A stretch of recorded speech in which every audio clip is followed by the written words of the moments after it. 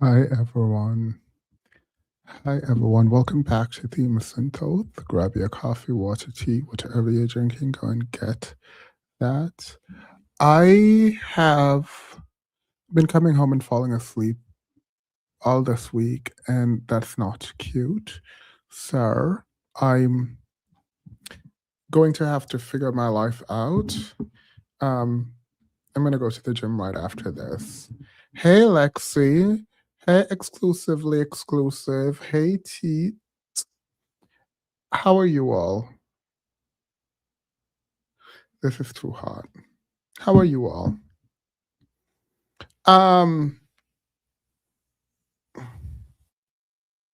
welcome to your 30th. um,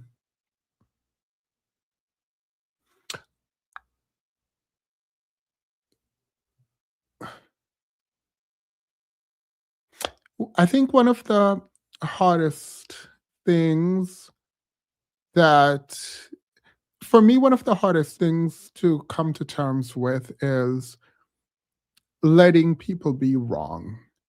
Um, it's something that I struggle with in my personal life. It's something that I struggle with online. And the truth is, like, you are not always right. You know what I mean?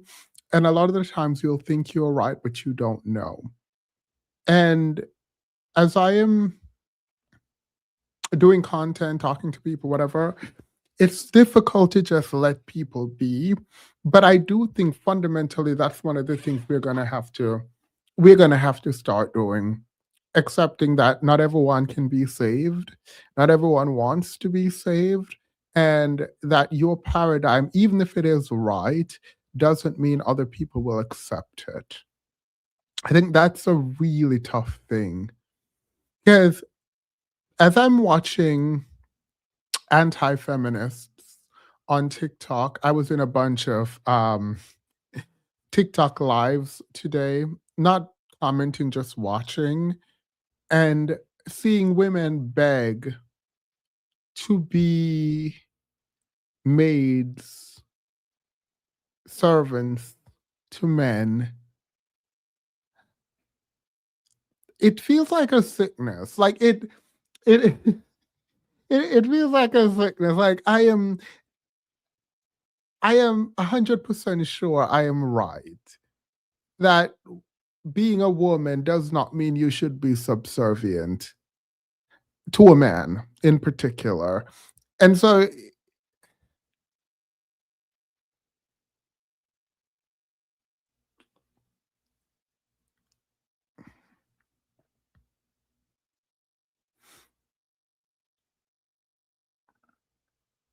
I just don't understand.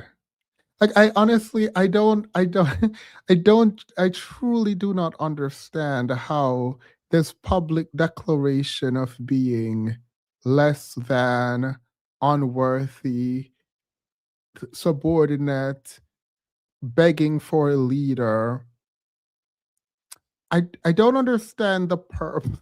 Like, I don't understand the purpose. Like, it feels so just like it's so disgusting to me now. Like, I am physically repulsed by it. And then to think about that in the context of religion, which we're going to watch this first lady turned pastor opine about her degenerate husband, and Lecrae not having the mental capacity to sit in anything. Um, we're going to watch it and we're going to discuss. I don't want to ever be deconstructing Christianity meaningfully, at least not publicly. I do that privately. But I do want to point out how deeply disturbing it is that Christianity, in the way that it has been used and accepted by women, places women at a distinct political, social, and economic disadvantage. That accepting that, from my perspective, is bizarre. Like, The fact that women are accepting this position in the world is like kind of bizarre to me. Like, there is not enough socialization in the world and brainwashing in the world. Absolutely not. Even as a child, even as a child, I knew this was some foolishness. So you're telling me there was never a point in my life where I thought, yeah, this makes sense. Women are supposed to be subjugated. There was never a point in my life. So I don't understand why women accept this. And it's actually kind of bothering me. Like, it's bothering me now. Because I honestly thought that women were lying and tricking men. I thought women were like trying to soothe men's ego to get what they want, but they didn't actually believe this stuff. And like the fact that like obviously in the last couple of years I'm realizing that oh they do actually believe this is actually kind of insane to me. Um that's one thing. Another thing is I don't know if I should make this public.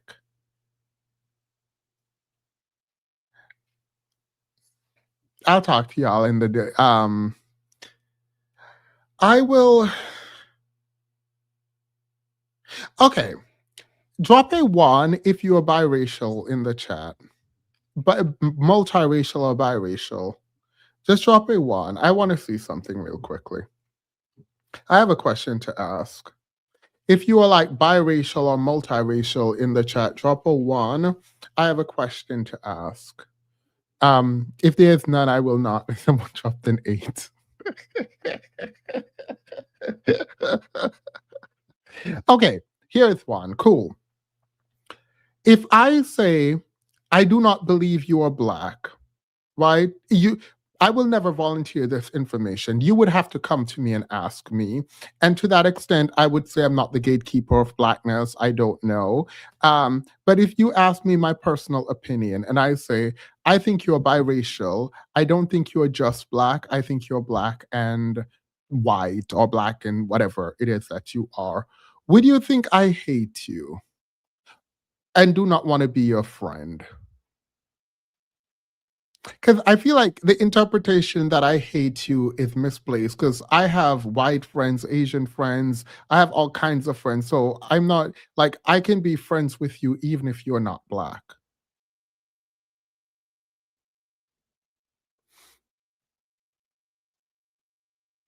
Okay, someone said, I agree, Themis. That's how I raise my child, and I don't think that's hateful.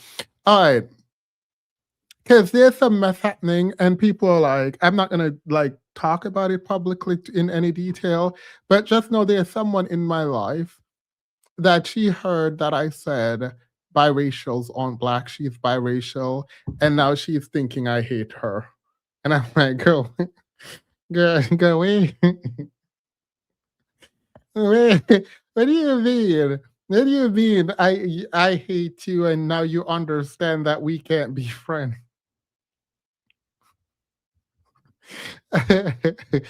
Go in. Who said that? I thought we were friends. I thought we were gonna be friends. I mean, at 30 years old, it's over. It was a wrap from the beginning, so it doesn't matter. But like, dang, yeah, that is a jump. That is a jump. It's like someone say, Themis, I don't think you're American. Okay, that's your opinion. Like, I don't know. That's not even a good. I don't know. It just doesn't make sense to me. Like, what do you want me to do about it, girl? What do you want me to do about the fact you're not black? I don't know. Mind you, it wasn't even anything serious. Like, anyway, I said that so they can send this to them. All right.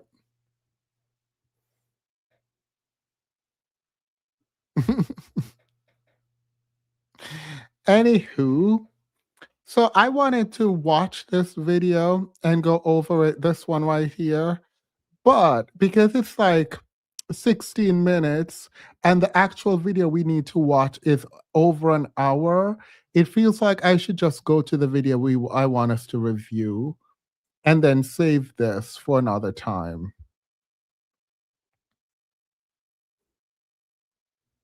No, we're gonna watch both. All right, let's watch this one first. We're gonna watch both of them. Let me speed it up. So this is in the.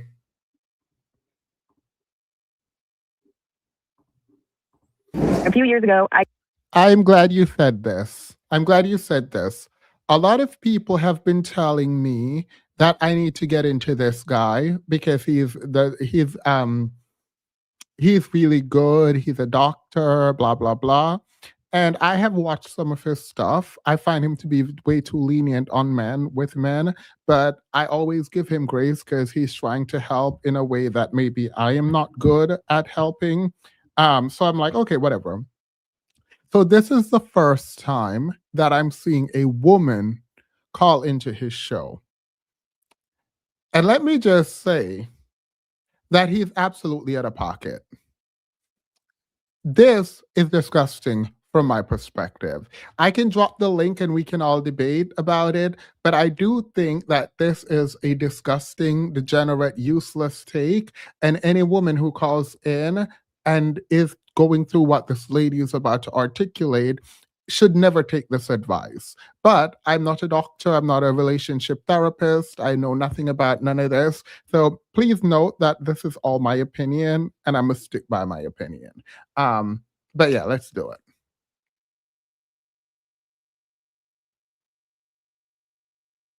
I got out of the Navy to work at church part-time and stay home with the kids. And my husband's still in. He's been gone most of the last 3 years. And this summer, while he was on deployment, I was pregnant with our 4th child. We don't have any family, but we have a bunch of kids, obviously goats, chickens, dogs. So I was by myself taking care of all that. Then I had a C-section. Because why not, Yeah. right? Why not? Exactly.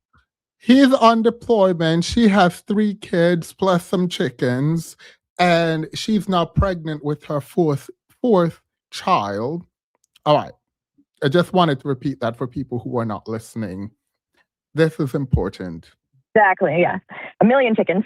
And then I had a C-section and came home and had to recover from that and take care of the new baby and take care of everything else I was doing and just wait for him to come home, which was another 2 months. So I just felt like I was looking at the end of the tunnel. There was a light, and then when he got home, I'd be able to rest. But that just has not happened at all. I mean, he's got 3 months off of work now. And so he's off from deployment. There's now 4 kids, some chickens. And she thought when he got home, he's going to be home for 3 months. She thought she would be able to rest when her husband got home. And that is not the case. Okay. And he just has no patience for anything.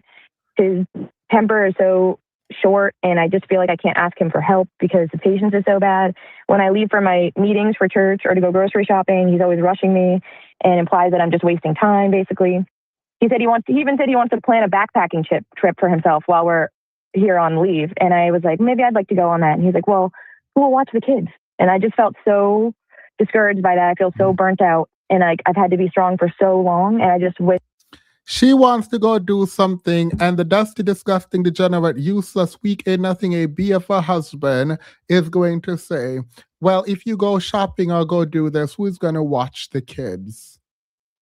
I was driving, but I just wanted to say that Thema seems like a really good friend. I am. I think that my problem as a friend is that I'm very honest. I am like bluntly honest. I try to be kind. I will never volunteer negative information to you ever. Do not ask me. Because if you ask me, I'm going to tell you the truth. Most of my relationship ends when someone asks me a question that they didn't actually want the answer to. Anyway, back to this. I think I'm a good friend. Most of my friends, even people who our friendship ended, would tell you that I'm a really good friend to them. Wish that I could just rest and someone would be strong for me or sacrifice for me so that I can just breathe for a little bit, because it's so hard to watch him be so impatient when for years I've been doing this, and he's made me feel like it was easy and that I should feel guilty if I'm stressed out about being a mom. Mm-hmm. So I'm just like, do I just tell him to suck it up because that's what I've been doing for all this time, or is that too mean, or what? No, I mean, it's because he's going to say the same thing to you. Yeah. And so that's not the issue. No, he cannot say the same thing to you. He is a father home for 3 months, not doing anything in terms of work, and she's asking for help, yes, you can tell him to suck it up and do it. But he can't tell you the same thing. He's the one not doing his job as a father. Like, what do you mean? Like, am I like, obviously you want to communicate in a kind, nice way, like, do not listen to me and say, oh, suck it up and work, whatever, right? But the idea that he's going to tell you to do the same thing is wild when you're being a mother and he's not being a father.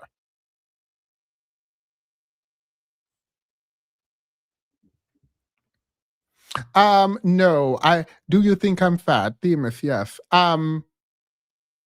If you are like, if you're asking me, it feels like you already know the answer, so I wouldn't answer.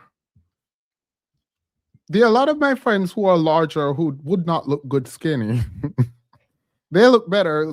The idea, by the way, that people, not you, not this, there's this idea that you should be skinny and skinny is beautiful. And I actually really hate it. I hate that idea because there are a lot of people who do not look good skinny. I don't look good skinny. I look good bigger.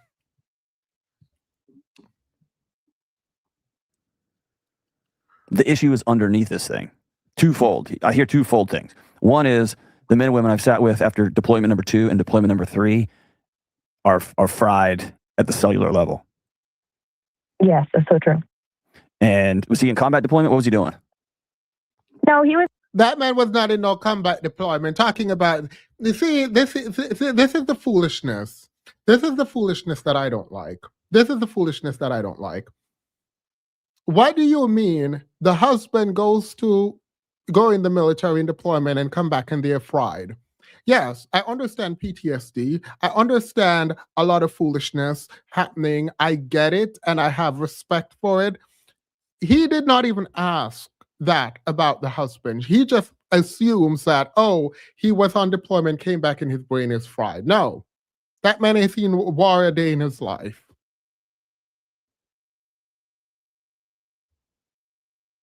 Oh, yeah, my head is too big to be like skinny.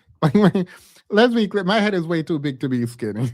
It's just not a thing that looks good. He's in the Navy. He was just. They really didn't have a mission. They were kind of just being present around the waters and in different areas. So okay, and so this is just my experience, and you both have been in, so you have a different perspective than I do. This is just the outside when people come sit with me. Okay. Mm-hmm. There's like a hierarchy of I saw combat, so I get to be X, Y, I get to feel a certain way, or I get to... He has never seen combat. Why are you going down this dusty, degenerate path when you asked for clarification and the lady told you her husband did not see any combat?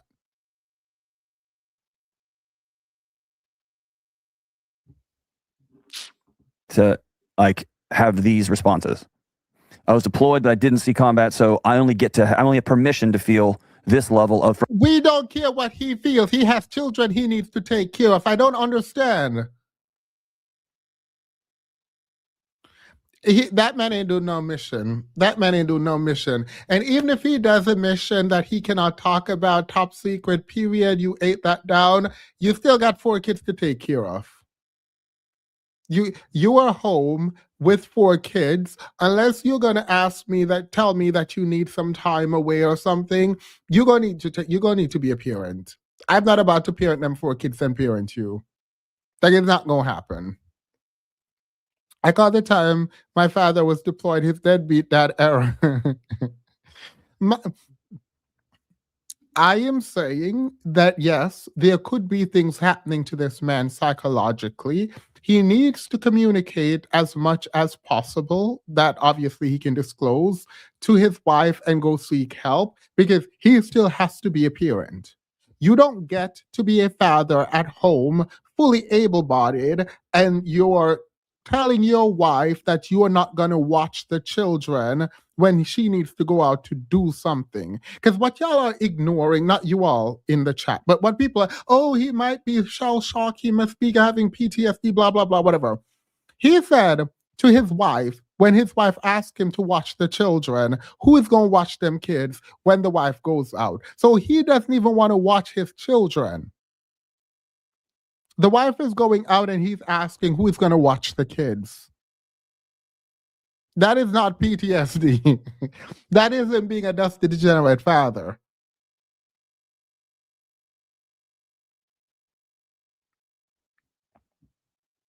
Mind you, she the one that got the C-section.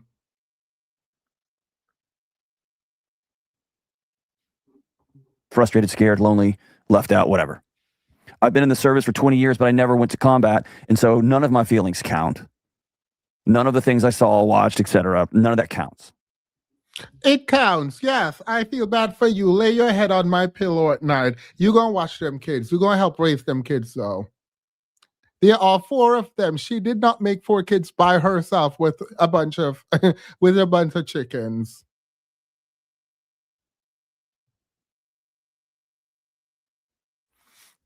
Like, oh, because this idiot, he's not an idiot, but this man sitting up there, oh, because he didn't see combat, he can't not want to be a father. What? Even if he saw combat, he had kids to raise when he comes. Like, what do you mean? Like, I'm very confused by his line of thinking. It's giving he was also a dusty degenerate father, and he can empathize with the father not wanting to be a father. By the way, I already watched this, so I know that's the answer. Okay, he's going to give a story, a dusty anecdote. He's going to talk about his own life and how he was a degenerate father. And it's easy. Here's the challenge. Both of y'all have picked up a scorecard, and y'all are walking around keeping score, and that's a... No, she did not pick up a scorecard. She said she's been raising 4 children by herself, and when her husband was coming home, she thought, oh, I will get some rest now that my husband is going to be here to help me with the kids. Her husband came and did not help her with the children. That is not a scorecard. It's a recognition that you are the only one doing something. It is a recognition that there is no help. It's a recognition that instead of 4 children and some kids, you now have 5, adding your husband as a child. That recognition of you continuously pouring and no one pouring back into you is not a scorecard. It is an acknowledgement of reality. A scorecard is saying, oh, I cleaned the dishes 4 times this week and you only did it 3. That's a scorecard. It's not a scorecard to acknowledge that you are the only one doing work. When you're the only one doing work, it is easy to acknowledge. It's easy to see. It is easy to remember that, wait a minute, I am the only one who cooked, cleaned, and took out the trash all week. That's not a scorecard. That's you looking back and saying, wait, that lazy, dusty degenerate was on the couch this entire time. I cooked the food, I washed the dishes, I took the trash out, and then I put the children to bed. He has not moved from the couch. Absolutely not. Recipe for a marriage that ends in ash. Mm-hmm. And you sitting down and saying, hey, tell me about, or even deeper than that. You don't look like you're happy to be here. You don't look well. Are you okay? I miss you. No. Yeah. I miss my husband. She can miss her husband all she wants. He don't miss her. She can miss the dusty degenerate husband all she wants. He don't miss.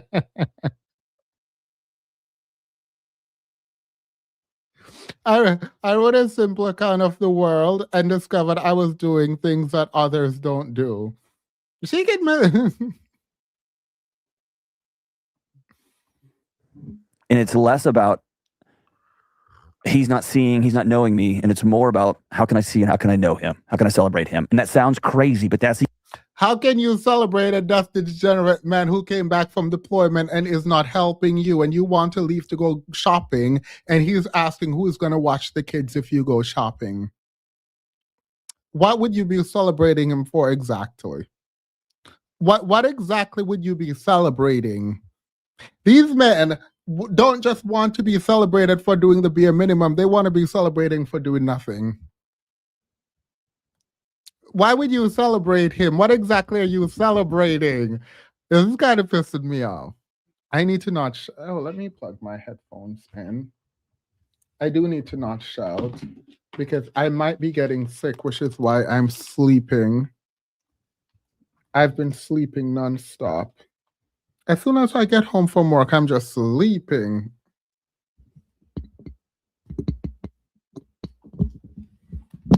Here we go.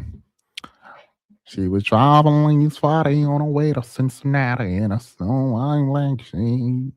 Going home to see her mama and her daddy. She is baby. The only path to you being finally seen and known and celebrated too. Somebody has to go first. I totally agree with you. I mean, I've actually been following that advice that you've given, and like every day I try to tell him and be encouraging to him. Like, I've noticed that you're doing these things really well. Or when we get into bed at night, I will make a point to say, you're doing a really great job with this or that. And thank you for everything that you're doing here and these changes that you have made, because he's not all bad, obviously. Of course. He's made a lot of good changes. Yeah, of course. And so I acknowledge all of those things. So, but are you at a position now where you can clear the deck and say, hey, we've got a brand new marriage. I want to build a new marriage? Because one we had doesn't exist anymore. Yeah. The one we had was 2 kids, no chickens, 1 deployment, and I had a steady paycheck too. Mm-hmm. We have a new life now. What do we want this thing to look like? And for somebody who just came off deployment number 3, there might be so much chaos.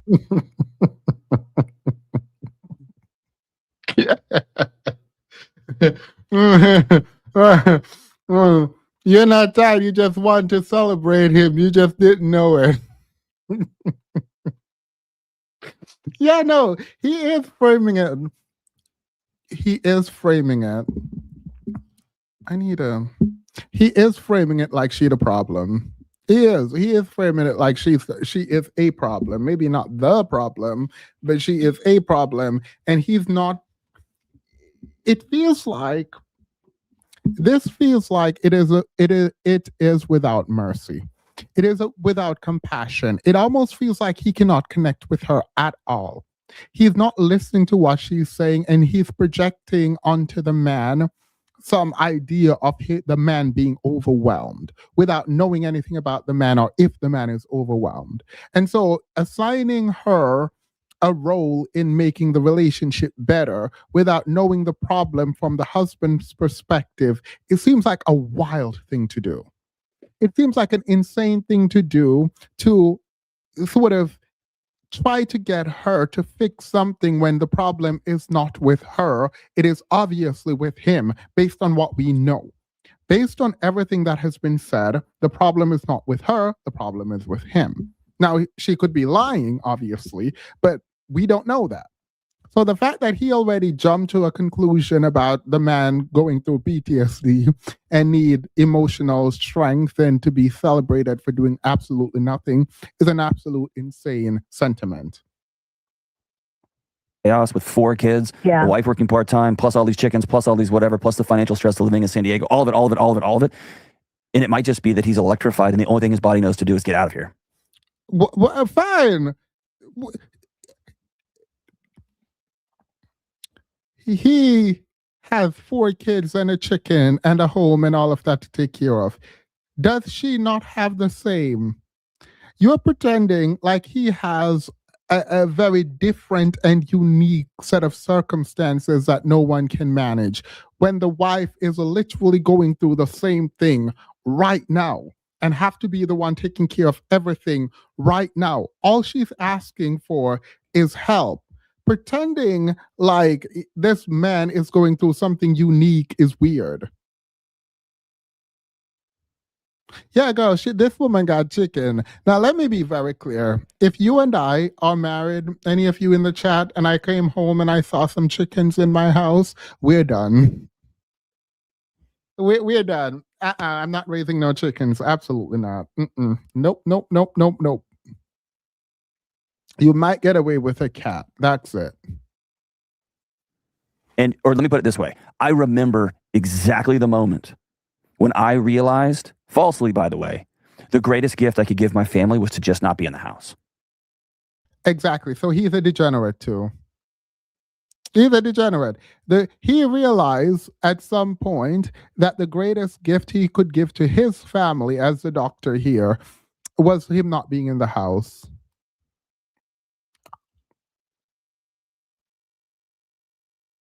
The good man. Your family need you. Talking about the greatest gift you can give your family is not being in the house. Why? No, he said falsely, but he's defending the man. He is defending the man's decision to do this. He is defending the man and telling the woman that she needed to do something to get the man back on whatever dusty page she's on. because he can see himself in the man. Even without meeting the man, even without knowing anything about the man, only hearing the bad parts, right? The struggles that the wife is going through, he already is able to identify with the man.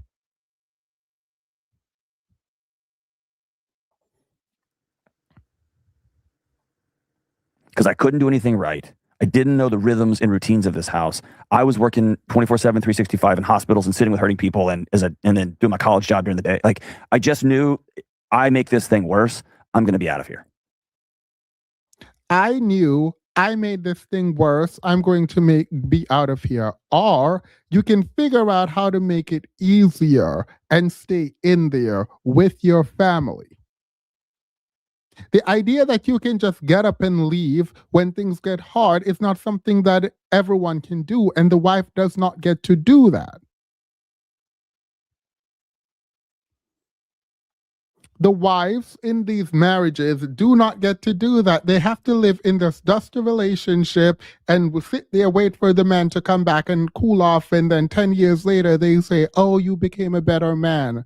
After 5 years of you getting up and leave every time we have an issue, we stuck it through and you are now a good man. Wait.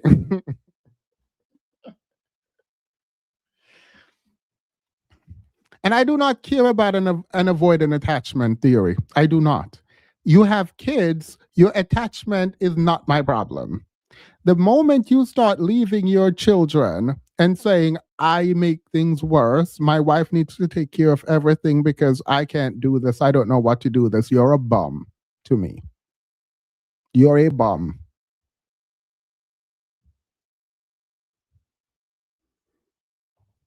I'll go make money. I'll go on hunting trip. I'll just leave because that'll be the best gift I can give my wife and my kids. And he's lying. He's lying. These men are liars. Even the good one, which apparently he is. This is not about a gift to his wife. It's not a gift to his children. He did not want to be there. It was a gift to himself. Even as he's a doctor now reflecting on the bad thing that he did, falsely, like I thought the best gift falsely was me leaving. He's trying to acknowledge that it wasn't the right thing. He's still lying, pretending that the reason why he left was to give them freedom or a gift. No, it was for you. You felt suffocated. You didn't want to be there. You left. It was not about giving them a gift. Very rarely are these men thinking about the women and children when they're leaving their homes. Very rarely. Like I've never seen it, but I'm willing to say there are men who probably see things breaking down in their home and think, I am the fault. I am at fault. Let me step away so my wife and children can do what they do because I'm a useless person right now. I don't believe that's him. I believe he wanted to leave and go on that fishing trip. I believe he wanted to go with the boys to the club. I believe he wanted to go to the bar. I believe he wanted to go back to work. I believe he didn't want to raise them kids. That's what I believe. Since we're just believing things. Okay. And you get what I'm saying? So, like, what I thought was the greatest thing actually made everything worse. It put gasoline on the already existing fire of my marriage. Yes, and you kept doing it. And you kept doing it. So you found out it was not a gift when you left and you kept leaving. I don't know how many times you did it. It wasn't one. Mm-hmm. So it sounds like what you're saying, how I'm taking this, is that I need to suck it up, kind of. Nope. Because now I feel like... And both of y'all need to stop sucking it up. Yeah. Here's the thing. There's no amount of sleep or rest that's going to solve the chaos that is your life right now. That's true. You're just like, hey, when do I get to go run my marathon? The problem is your marathon will not have a finish line. So what do you recommend for that, like, burnt out feeling? What do I do about that? I just feel like I can't even enjoy being around my children anymore because I'm so tired. Like, not physically, but just, like you said, on a cellular level. I'm just... Yes. No. You're also physically tired. You have 4 children. You had a C-section. You had some chickens. You are working. The man is home and he's not doing anything. You are physically and emotionally tired. You are tired. That is why you're calling a random man's show to complain about your dusty husband. talk about how neglectful he is. The fact that your husband will look at you when you need to go shopping to ask you rather, who is going to watch the kids is an insane thing to do. It's an absolute insane thing to do. For a man to be incapable of watching his children is insane. You are tired. You're stressed. You are a married single mother. It's existential because you're running a race that has no finish line. People can do insanely hard things when there's a finish line. Yeah, that's true. Like, just like how I said, I felt like there was a finish line, like a light at the end of the tunnel, but now I'm realizing that's not true. Exactly. Because you had a picture of what it was going to look like when he got home, and he had a picture of what it was going to look like when he got home. Mm-hmm. Yes. You had a picture of what it was going to look like when he got home, and he had a picture of what it was going to look like when he got home. Cool. Let's look at these pictures and see which is realistic. Let's do that. You said you, madam, wanted your husband to come home so you and him could raise them children and those chickens. Is that a fair way to think about your husband coming home and what life would look like? I would say yes. You all are partners. You all created 4 children and some chickens. I would expect that you would not be alone in raising them children and those chickens when your husband came home from deployment. That makes sense. Let's now find out what your dusty husband saw when he thought about coming home. Oh, you would just be a maid to him and them kids. You would continue doing what you were doing with those kids and also serve him. Is that a fair picture to paint of a future when you're coming home and doing nothing? Absolutely not. Ma'am, you are not wrong. This man talking to you is trying to get you to be subjugated even further. And he walked in the door and you're like, I'm off. Mm-hmm. Your turn. That's definitely how I felt. And he walked home and said, this home is more chaotic than the boat I just got off of. Why? Why would it be more chaotic than the boat he just got off of? You just created a paradigm where this woman saw her husband come in the house and said, thank God you're home. We can do this together. And he's now mad because it's now more chaotic than the boat he came off of. But he can go back to Seagull, go put him on another deployment and keep sending money home. Because why are you home if you're not going to help me with the children? Like, what do you mean? That don't make sense. That literally does not make sense. The narrative he is creating, even the narrative he's creating, the woman in that narrative seems like reasonable. It seems a reasonable thing if you're a mother taking care of 4 kids, that when your husband comes home from deployment, i.e. he's not working actively right now, that he would be helping with the kids at home. That feels like a very fair thing to want. That is a very fair thing to want. I don't understand why there's any pushback here. Actually, you should be like, go get your husband so I can talk to him now about why he's not helping you with them kids. The only thing you should be doing right now is going to talk to that man and asking why he's not helping around the house. He probably came home and saw, oh, there's a woman here. I'm not with the boys anymore. Boys being boys, in the words of Abbott and Preach. I'm joking. That's a terrible joke. I take it back.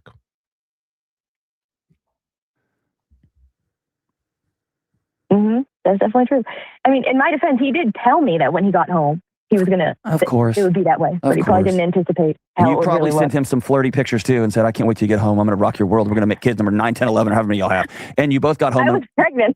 I played it. But like you both. No, you are trying to dismiss the fact that there was also an agreement. She's telling you right now that her vision of what home would look like when her husband came home was not just something she made up in her head. It was something she actively engaged with in conversation with her husband, who then agreed that he would be contributing more. And when he came home and didn't contribute, she's tired and she's sad. And you are telling her she's essentially delusional for believing her husband when he said that he would contribute when he got home. That is insane. That is an insane position to have. To say he only agreed to help raise your children because you sent him flirty pictures. He only agreed to help raise his children that he created with you because you sent him pictures. So you should dismiss what he said and the agreement he made about coming home and helping you raise them kids. That's what this man is saying.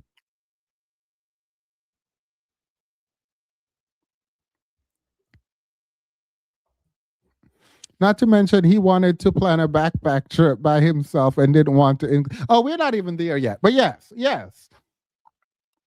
Had pictures of what this was going to look like, and y'all both had good intentions of what we were going to do and how we were going to be. Yeah. But you keep saying, I just need to rest. That's not true.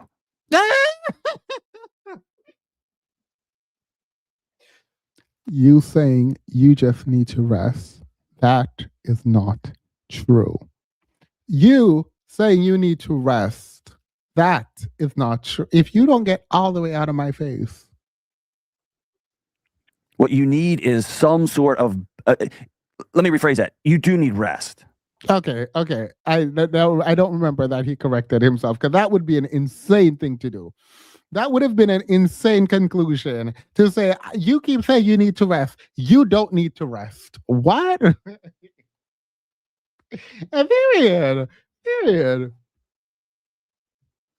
But your rest is not going to be found in just unhooking from everything. Right. Because you're also a problem solver. And that machine will kick up wildly. Mm-hmm. What you need is some support and some help, and you need a partner in a unified vision. That's what she just said. She said she wanted a partner in support. She thought she was going to get it when her husband came home, and you're telling her she's delusional. You're telling her expecting her husband to do the work when he got home is delusional because he didn't agree to it. He agreed only because he was getting flirty messages. For what our home is going to feel like and look like moving forward. And you don't have that.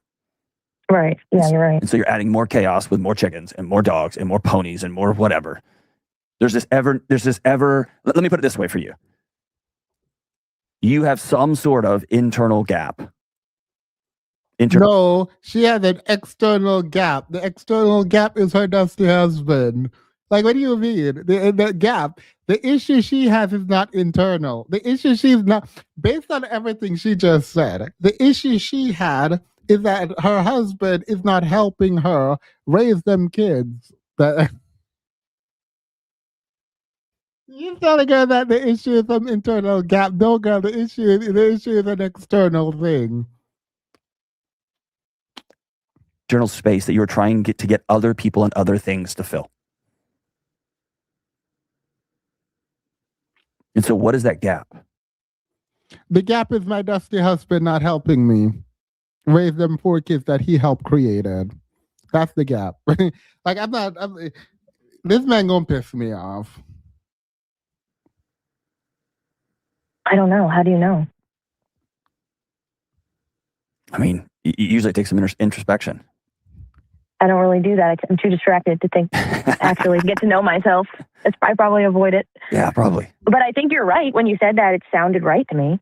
I just don't know what the answer is, what that gap is for me. Oh, you're smart. Let's take a break and go into the comments, actually. Because I'm curious, too.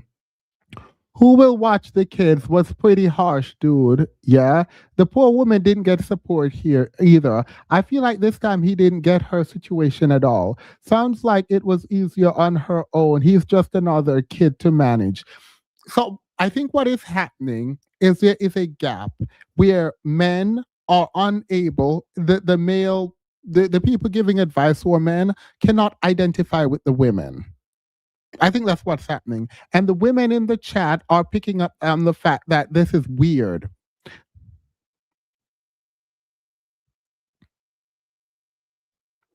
My husband and I are both Navy, also on ships and deployed, sea going. Her husband is a bum.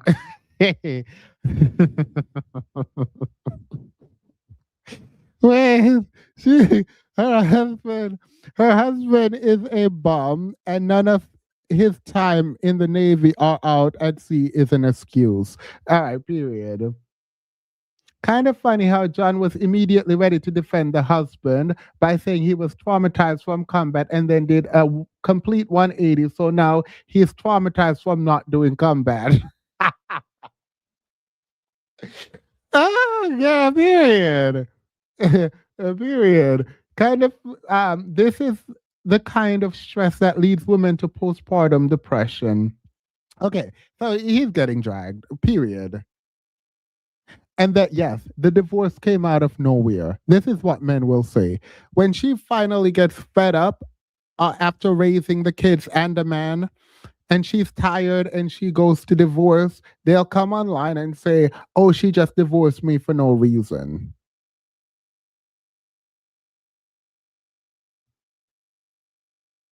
Bro is checked out. Make your own plans because this guy won't. He can come along or not. He would act this way even if he was working at Walmart. Let me just say this. Ain't nobody coming along with my plan. You get one time and one time only. Ain't nobody got time. I hope she's in the comments and not listening to this man. Okay, and there's not just like oh, it's this. Yeah. It's usually a whole bunch of shenanigans. Okay. And it's just, here's something it's worth exploring.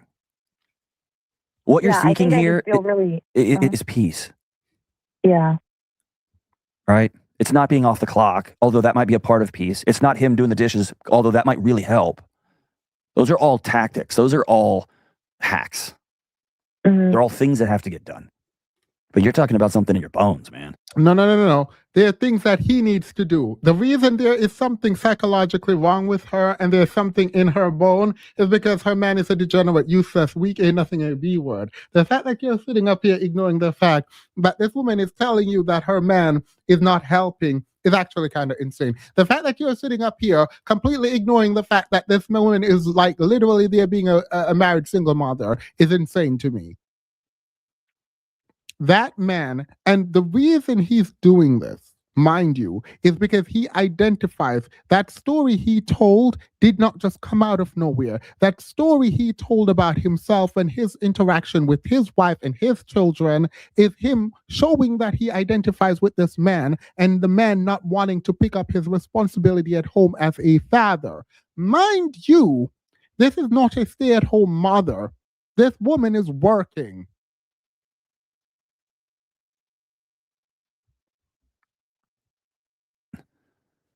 Yeah, you're right. I did my service. I became a mom. I tried to be a wife. I held it all together. I had another kid and another kid and another kid. And then I had this, I watched a lot of YouTube. No. I didn't have another kid and another kid and another kid. We had 1, 2, 3, 4 children. It's not I, it's we. Her and her husband decided that they would have 4 children. She did not have them 4 kids by herself. So if the house is chaotic, if he's under a lot of stress because of them children, sucks to suck. Suck it up. Suck it up. You have 4 children.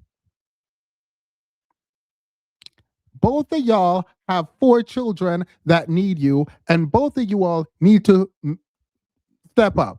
Apparently, she stepped up enough. You now need to step up, sir. She's tired. She's exhausted. She's not a mule. She's not in servitude, girl. This woman is working to the bone. This woman have a dusty man at home not doing anything while she's working and taking care of 4 kids. That's insane.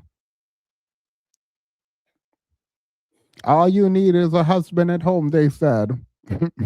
They said a mother and a father needs to be at home. Oh, yes, thank you. I'm going to try to keep this live. So can you all like the live stream for me, please? I'm going to do a poll. So it is important that you guys like the live stream. The reason it is important that you guys like the live stream, girl, what Yanni talking about? Navigating single mother. I'll go when I'm done over there.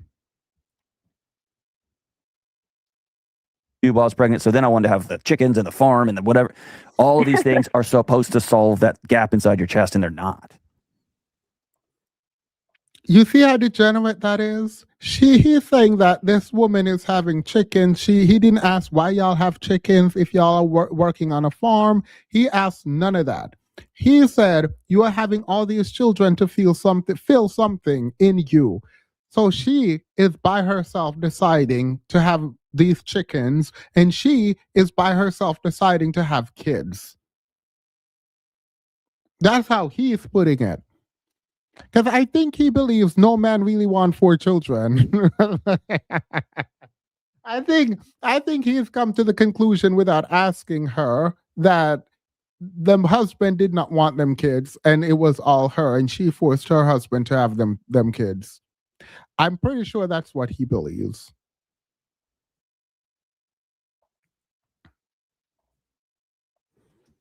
Did you like the video?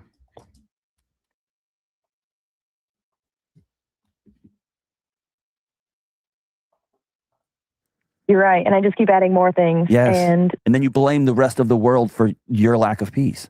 yeah, that's true. Now I'm not letting him off the hook. He does need to have some suck it up. He does need to like he needs to have the same, if not more, vigor about the mission that is his home that he just got off the boat. He's carried on the boat. The problem is they didn't send that boat out there without some sort of mission. Yeah, so he's saying the man is traumatized. He's sticking by the story that the man is traumatized. He's sticking by the story that the reason your Dusty Man came home and is not doing anything with you and helping with them kids is because he's traumatized. He does not know this, but he's sticking by that story, and that's a wild thing to do. Some sort of operation strategy. Mm-hmm. Your home doesn't have one right now. All right. And so that's what I mean by y'all clearing the deck. It's not about either of you sucking it up at this point. Yeah. Y'all chose to make 4 humans. So there's going to be just a level of chaos. It just is. There's going to be a level of fatigue and a level of what happened to my body. There's just going to be that. Like y'all just, yeah, what happened to her body? Now, where is her husband? Where is her husband? Like y'all play entirely too much. I wish I could control that woman's mind for 2 minutes so I could cuss him out quickly.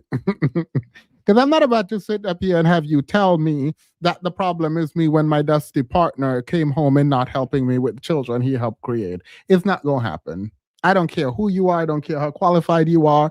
You're not about to sit up there and chastise me and tell me that there's a problem with me and I had a bunch of kids to fill a hole in my heart when we had the children together and your responsibility is to help raise them kids. You're not about to sit up there and lecture me about the fact that I am the one who needs to solve for some kind of no.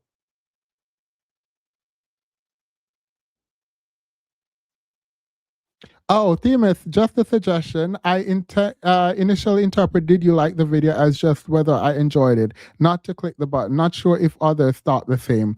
I understand how you could think that, and you are correct. I think that just saying the word like would trigger people to make an action because apparently people are lazy. So I learned something on YouTube that says you just need to trigger an action to get people to do another action because even though liking a video is very easy to do, a lot of people just don't feel moved to do it because a lot of interaction online is very passive. But yeah, you're right. It could be interpreted that way. You are absolutely correct.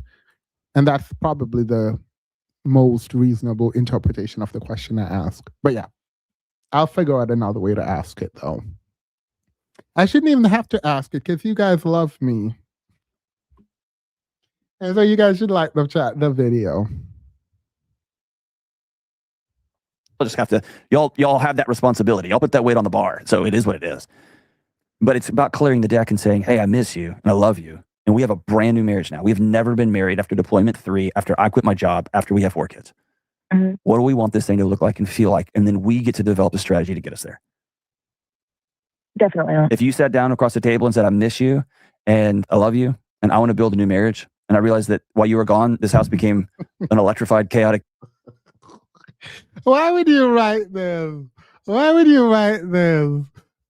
Why would you write this though? Why would you write this? Like, why would you write? Why would you write?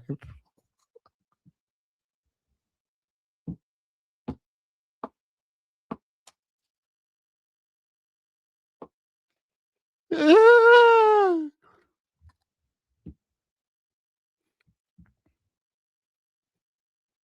kind of emotional labor he's pushing this woman to do is insane. Can you imagine your dusty husband at home not doing anything and you have to go there and pretend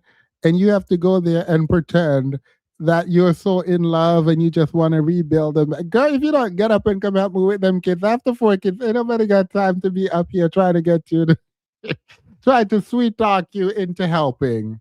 I'm not about y'all go sweet talk about into helping taking care of him. If y'all don't just but the fact that y'all like, oh, I am going to the store and that man gonna look at you and ask you who is gonna take care of them kids. The fact that y'all engage further in a dialogue is insane to me.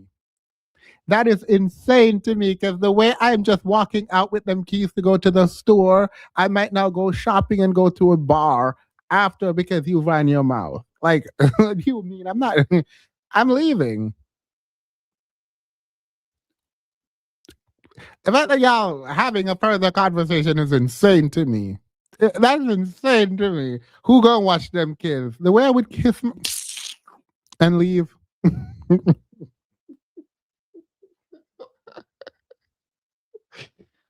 Like zoo, literally. And I want to know how we can co-create a new marriage, and I want to know how I can love you in this new season. What would he say to that? I think he would be all for it. He's a very dedicated person to me and to our family. He is. I think that he's just going, like you said before. I'm so deeply in love with you. Could you fix the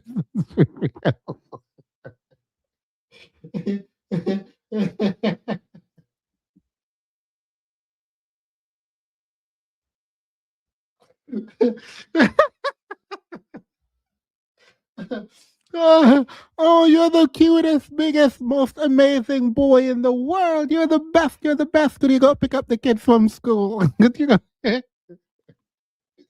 Imagine having to do that to your husband. Oh, you're the biggest, bestest boy in the world. Can you go pick up the kids from school, please? Yeah, nobody got time. Ain't nobody got time. Ain't nobody got time. He made me realize he's going through his own struggles too. And we probably just need to, like you said, start new, hear from each other what is going on, and try and serve each other and support each other and be a team instead of trying to fight each other all the time. It sounds gross the way I say it. What you just said is perfect, but it can also the way you said it can also be a lot of cliches, right? A lot of things you just stitch onto a pillow. I love you to the moon and back. Do you mind paying some of the bills this month? Imagine him saying no. Imagine him saying, well, actually, I have PTSD from my deployment on that ship that never went to war. And so I'm not going to pay them bills this month, but I do love you. I do love you. Absolutely not. Get out of my face.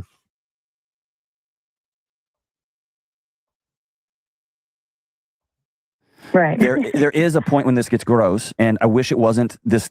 You couldn't distill it down to this level of transaction. But Terry Real, the great therapist and author, says, at some level, it is, how can I give you what you want and what you need? Oh, Kilo. Well, never mind. I'll tell you in person. He said at some point it gets gross. He's talking about transaction. Please, God, I'm not gonna rewind it. I'm not rewinding it. Please, God, don't let this be him saying you can sleep with him and then ask him to do something. Like, please, God, do not. When he said it, sometimes it gets gross, and it shouldn't be as transactional. Please tell me that he's not saying. Oh, absolutely not. Absolutely not. This man is a degenerate too, in my book. So that you are anchored enough to give me what I want and what I need. And the challenge. So you need to give him what he wants and need to make him anchored enough to give you what you want and need. Yeah, no. How about take care of your children? How about take care of your children? She ain't got to give you nothing. In fact, she can divorce you today and you would still have the responsibility of taking care of your children. No, you do not have to sleep with the man. You do not have to sleep with the father of your child for the father of your child to take care of his children.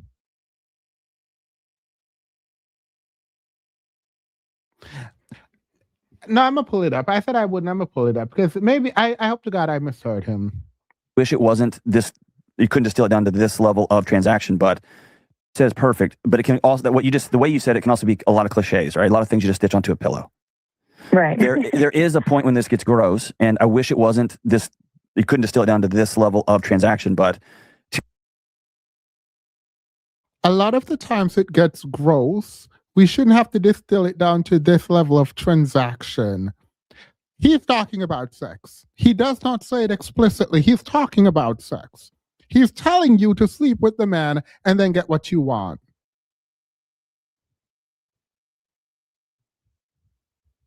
Terry Real, the great therapist and author, says, at some level, it is, how can I give you what you want and what you need so that you are anchored enough to give me what I want and what I need? Yeah, no, you don't have to give him what he wants and need at all. He has children that he needs to take care of. That is not your responsibility. Him being a father to his children is not your problem.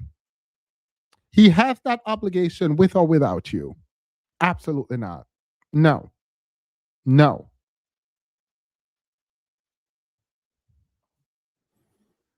And the challenge is someone has to go first. Yes.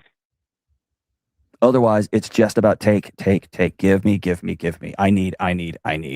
And that turns into, well, you don't, you never. And then it turns into, I've got this scorecard and I'm winning. Exactly. I just need to wipe it clean, stop resenting him for how I feel. It's not his fault. It's just our life. It's our life. That's right. Yeah. And like you've been through these trainings before in your years of service. At some point, the battlefield will happen to you, or we're going to come up with an. Wait, it sounds like I didn't hear this part because I was yapping too much. It sounds like he already asked her to, he said he wanted to go on a trip without her and she wanted to go and he was like, absolutely not. That part happened already, didn't it? Because I didn't hear it. That's wild. Y'all were saying it in the chat, but I didn't hear it happen. My bad. Operation and with a strategy and a plan, and then we're going to happen to this battlefield. And so it's just recognizing after we woke up, it's 6 years later and the world had just happened to us. And now we're going to take our autonomy back and we're going to take control of this thing and we're going to lock arms and do this thing together, unified together. And if you haven't gone past, man, you didn't even do anything. Y'all just drove around in the ocean on a boat for a while and docked and went and partied and got back on the boat. Yeah. Right? Which is the easy story to throw out. Mm-hmm. Asking him, hey, what was it? Tell me about it. Yeah. Blah, blah, blah, blah, blah, blah. Divorce that man, give him them kids, and hopefully you can move on with your life. That's my suggestion there. Let's go and watch the video that we came to watch because these married women going through it. These married single mothers going through it. So thank you all. We're about to get into some really toxic, degenerate mess. Lecrae is interviewing this Christian woman who came out and said her husband cheated on her with trans women and other people. She didn't say any man or anything, so I don't know. But I'm looking at her and I'm like, girl, now, here's the thing. One thing for certain, two things for sure. Certain things you could never torture out of me. There's certain things you just couldn't. Yeah, grab your coffee, water, tea, and let's get into it.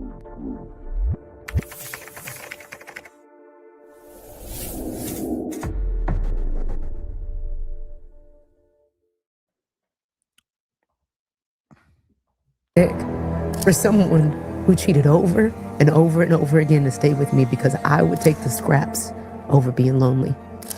And that's on me. Do we need to pause for a minute? No. You good? Yeah. I may be touching some sensitive areas. I love it. Let's go deep. Go deeper, go home. Married to the pastor of a Hillsong church. What gave you the hope to even try it again the second time? There wasn't hope. Also, why you blur out the man's picture? Let's not. This is the dusty man. So we're not about to be blurring out this dusty man's picture who cheated on her. Let's not do that. Absolutely not. I'm not doing that. Absolutely not. There was desperation. Oh, I don't even want to lie to you, man. I made another man my savior. And as much as I would not want to say this, I first discovered the infidelity in our marriage in year 2. Yeah. We were married for 8 years before it all came out. I'm about to walk. She discovered he was cheating on her in year 2. Here's the thing that I don't like. I watched another interview with her, and she said, yeah, I found out he cheated on me. And then I just didn't know what, like, I thought it ended. And so he was getting extorted later. And that's when, around the time they found out they were being extorted, is when the marriage ended. So the second year of marriage, you found out you were married for 8 years. That means there were 6 years of you being with a cheating man. And the fact, okay, all right, I'm not going to put this on her. Let me talk about me. If I find out you cheat on me, it's done. If I stay, there is no possibility you can cheat again. I will know everything about everything, every time, everywhere you go. There is no consideration. And for that reason alone, I could never stay with someone who cheated. So it is insane to me that someone cheated on you and y'all had enough trust. You trusted him enough to be with him for 6 years while he cheating and you don't know. How you don't know? That is insane. I would just assume you're always cheating. There is no I did not know after I found out you cheat. If I find out you cheat and I'm with you, I'm just going to assume you're cheating. There is no one-time cheater. Like, it is not a thing in my book. If I find out you cheat, you're going to always be a cheater. Something has to fundamentally shift. Like, you have to lose a leg. Like some kind of dysfunction. Like, there is no way that I'm going to believe you're not cheating. Like, there's no possible. If you cheat on me once, I'm just going to assume you've been cheating on me and you will continue to cheat on me. If I stay, it is for something other than love. But people change themes. Absolutely not. Not with me, they don't. They might change after me, because one thing for certain, two things for sure. After I'm done with you, you will never cheat again. The next person will be good with you because of what you think they might do. But no, you will. No, for me, you will cheat. If you cheated on me once, you're going to cheat again. It is that simple. Out this room. 2 divorces, 2 baby daddies, 2 kids. There's no way. No one's going to choose me. Could you ever see yourself married again? I could throw up. This is The Deep End with Lecrae. Ladies and gentlemen, boys and girls, today I have an esteemed author, a communicator, and but just an all-around transparent person. I think that if you've heard her speak, you've been blessed. You know those people who your spirit just don't like connect with? I don't think I have hate. As a general matter, I don't have hate in my heart for people. Like, generally, there's no one that I like just hate or wish ill of. But you know those people who like your spirit just like there's something very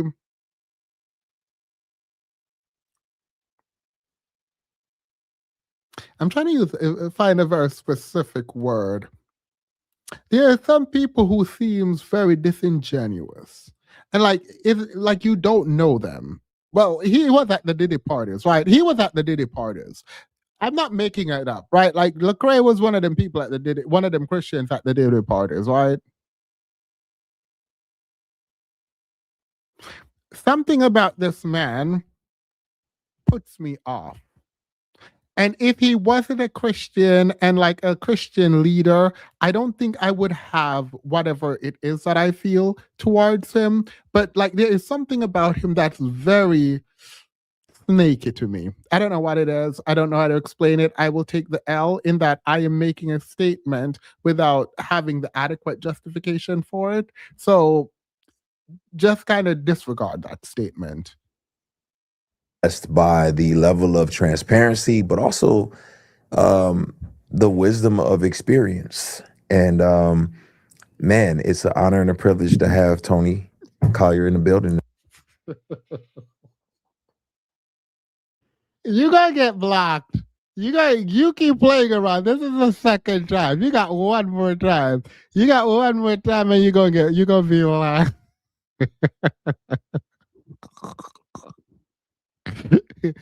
No, funny enough, Derek Jackson. I saw Derek Jackson as slimy also, but my spirit didn't engage with Derek Jackson the same way because Derek Jackson is not a spiritual leader in the way that he is. And the fact that women look to him as their spiritual leader is insane to me.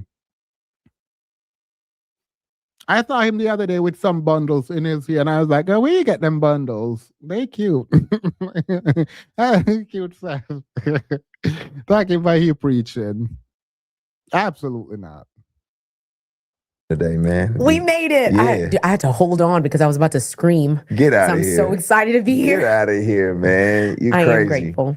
I'm glad you came, man. Yeah. I'm glad you're here. It's good. So one, I gotta say, I felt like I was the most transparent person on the internet until I started seeing you pop You up. know, I mean. And I was like, oh, she really, like, you appreciate people who go through traumatic experiences, but then are like, look, I'm gonna keep it real, y'all. 100%. I'm gonna keep it real. I'm gonna keep it real. And I love that about you.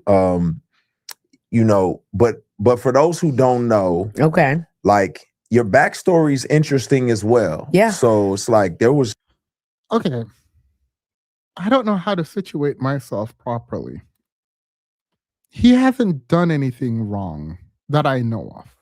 So it is wrong for me to have this like revulsion towards him. I don't know where it's coming from. This actually, I don't think this has happened online before, where I'm like watching someone and I'm physically icked out when they did not do anything. He did not do anything. So calm down. He didn't do anything. It's fine. He's a good man, Savannah. He's a good, godly man. I know nothing negative that he has done. Just early on dealing with trauma that you had to work through. Yeah. Talk to us about where you come from. Yeah. All you the know, things. Yeah. Yeah. Okay. So I'm from Texas. Hey, it's like the most important thing about me. Hey, I got a now. little Texas tattoo. Okay. Hey. All right. I still got my 832 number. You know what I'm saying? Hey. H-Town, the realest. Come on, man. Okay. Come on, No, man. but I have been in Atlanta for like 15 years. That's so how I probably feel should. too. I'm a Texan, but I feel I've been in Atlanta so long. That's what I was about to say. Yeah. All right. Well, there you have it. He's a man in Atlanta.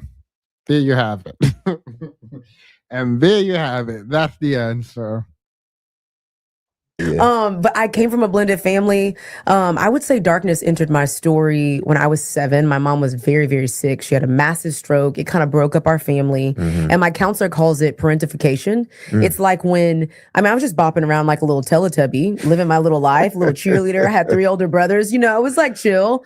And then when my mom got sick and my dad turned to alcohol and my brothers kind of hit the streets and I was kind of left to parent my mom. And so I became like a tiny caregiver at 8. And I think that's kind of what shapes the rest of the story. It's like you're taking care of your mom. A lot of people would say that I was exposed to a lot of things. I got addicted to porn at 8, just like flipping through channels while my mom was knocked out on medicines. I started drinking alcohol at 12, little strawberry daiquiris, sneaking them around, puffing my mom's cigarettes here and there. Lost my virginity at 13, started partying, drinking, party girl, popping, twerking, drinking, smoking. All the things. And really, it was just a kid that was in pain and had nobody to hold it with you. And I thought they said all you need is your mom and dad at home. I thought they said parents should be at home. It sounds like the mom and dad were at home and she was out there zipping it and doing it at 13. Where was the daddy? The mom was sick and the daddy was just nowhere. I thought they said your dad should be home, that we need mother and fathers at home. The father was there doing nothing. That's insane. I'm so sorry. She is a beautiful woman, though. And I left my parents' house at And seemingly very smart. I like the way she speaks. 16 because I was always a go-getter. I had like raised myself. Yeah. Which probably means she's a scammer. I'm joking. Then if you're in the church, girl, if they're in the church selling books, I'm just going to go ahead and assume they're a scammer. It is what it is. It's very difficult for me to not believe that. Anytime I see them good church folks trying to sell you some classes and some books, it's giving scam. It is what it is. And when I got to college, oh my God. Yeah. College Tony is probably the embarrassed Tony that I am. Like, I genuinely am like, we did a little too much. You know what I'm saying? Oh, I know. I did a lot of much. It's probably like 70% I don't remember because of all the drugs. Yeah. Okay. Yeah. But made it through college by the grace of the In Lord. Texas? Or In Texas. Okay. Yeah. And then I graduated high school at 16. Then I graduated college at 19 because I was smart, like book smart. Yeah. But them streets, Yeah. Sound like you were like a highly functional, dysfunctional person. That's exactly what it is. And I think that's a lot of our stories, Yeah, right? Like we're just like, we're surviving Mhm. and we're thriving in some areas. Yep. But the areas that we're just surviving in, it comes back to haunt us. Mm. And so the abusive dad turned into marrying someone that was verbally abusive and marrying super young and trusting too early and having a codependency issue. Yeah. But I ended up moving to Atlanta with a guy that wanted to be an R&B singer. You moved here with him. Yeah, I had known him for like 3 months. So that happened. Okay. But I graduated college, moved here, started my life, got saved radically at 21, visited somebody's church in West. She was 19, 18, 20. Moving with a man who wanted to be an R&B singer is a wild thing. But at 18, 19, 20, it sounded like the dumb stuff people would be doing. Georgia, and gave my whole life to the Lord. Not me. They sound like some dumb stuff people do. Yeah. Kind of sort of was living like it kind of sort of wasn't. Okay. And then I had a little girl, and kids change you. They really, really change you. They make you think about who you want to be for them because you care so much about who they're becoming. Yeah. And I was in a marriage that was abusive, and I had a 1-year-old daughter, and I decided to leave.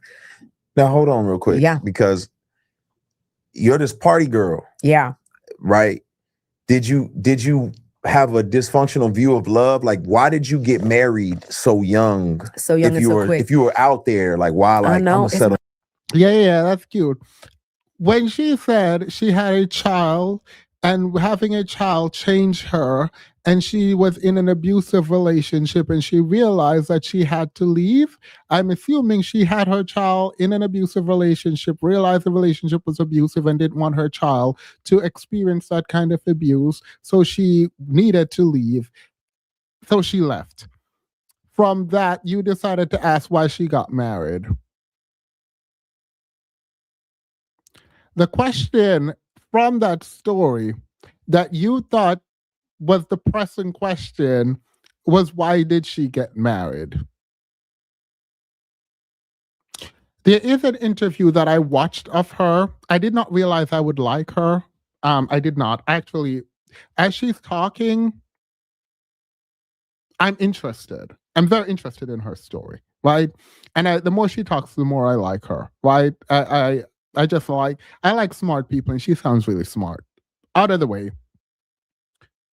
In an interview that I was going to play, the one that I got the screen grab from for this thumbnail, but I can't watch them two girls talking about Girls Gone Bible, because these girls have decided that they are going to reframe OnlyFans content and Instagram model content and package it in Christianity and sell sex using Christianity. That's what a lot of women are doing online. Men too, like Lecrae is also selling sex appeal. And I don't want to get into this like conversation right now. At some other point, I'll talk about how these young people, millennials in particular, but also Gen Zers, are repackaging sexuality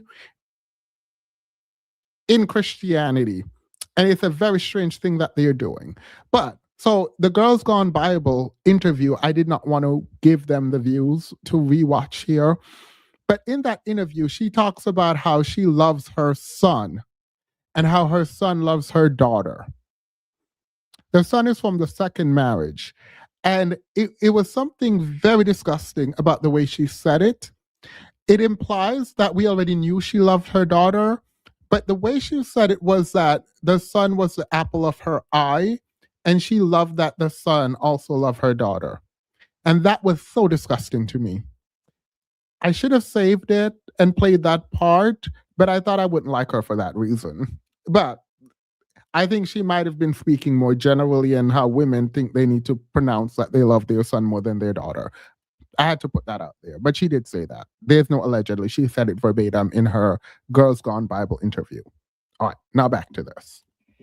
My Damn. dad. Okay. You know, I think for a lot of women, we have started to call it confidence, which is unfortunate, when really it's promiscuity, it's lust, it's insecurity, it's how tight can I get this dress so I can make sure that a guy looks at me, that he chooses me. And that's what it is. We just deeply want to be chosen. I wanted to be chosen by my father. And because that void was there, you're going to find it somewhere else. And so I just started choosing men in hopes that they would choose me back. And they just didn't for like a long time. And then when one halfway did, I was like, Yeah. that's it. We're married. Okay. Okay. Throw my whole life away. I don't need to go to law school. I don't need to finish anything. I will go with you. Yeah. Because love was the currency when unconditional love was unknown. I didn't know Wow. Jesus' love. That sentence don't make any sense. Love was the currency when unconditional love was unknown. I don't know what you're talking about. However, this is why it's important that I think young women have self-esteem. And even if you don't have self-esteem, pretend you have self-esteem. And even if you can't pretend you have self-esteem, have a plan outside of a man that a man cannot distract you from. She was young. I will not hold that against her. I think we all make mistakes. Some of us are able to do it in the privacy of our lives, not being broadcast online for people to consume. So we get to make judgment without getting judged back. So I'm not going to make that judgment on her. She made her mistakes. It is what it is. However, if you're a young woman, please try your best to create a life where you can be proud of what you did. And no man can distract you from whatever goal you have in your life.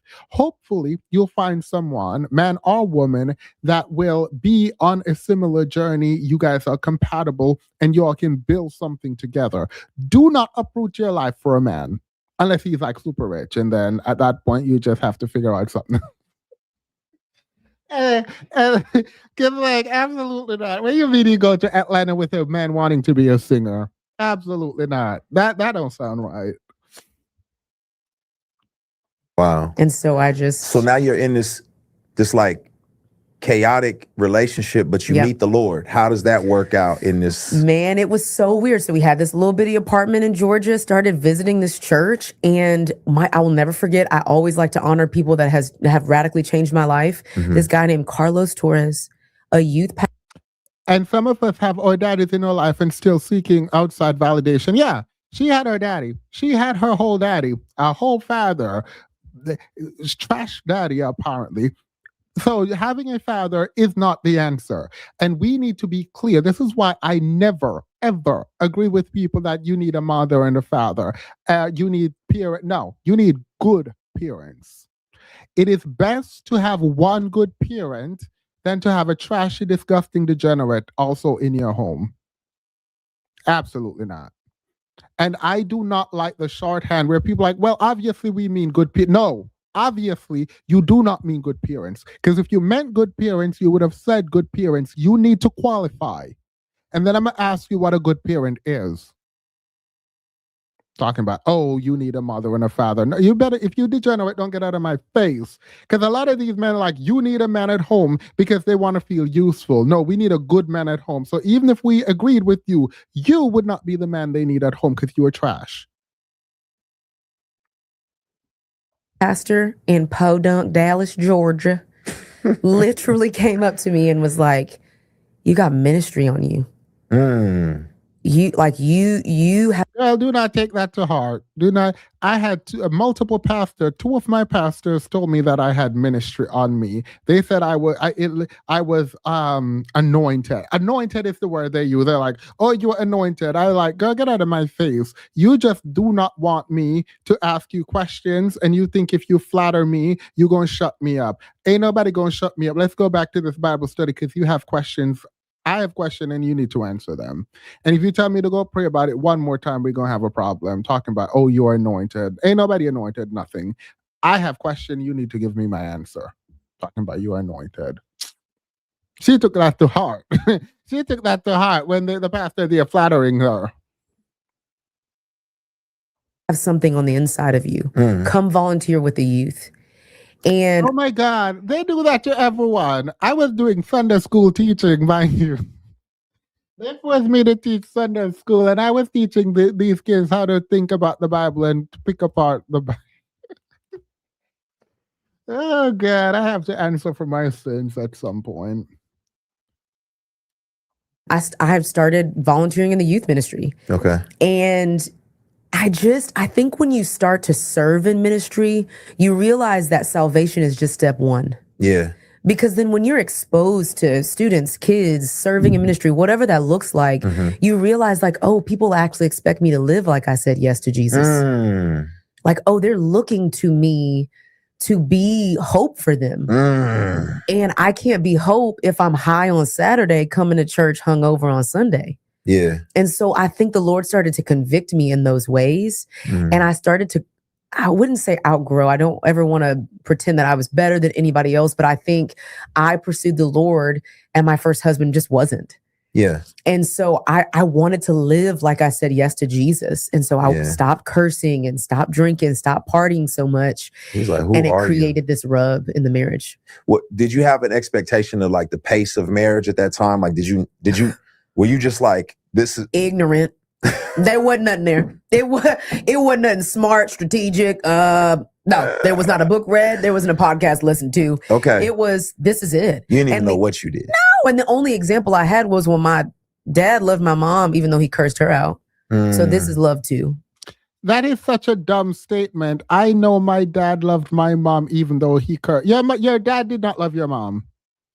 Your dad did not love your mom. Sorry to break it to you. You said when your mom got sick, your dad was up and out of there and was abusive, and you had to do it yourself. He was probably cheating on her too. You are not about to confuse me that an abusive degenerate was in love with your mother. That's not true. That is useless. You're telling yourself a lie. That is not love.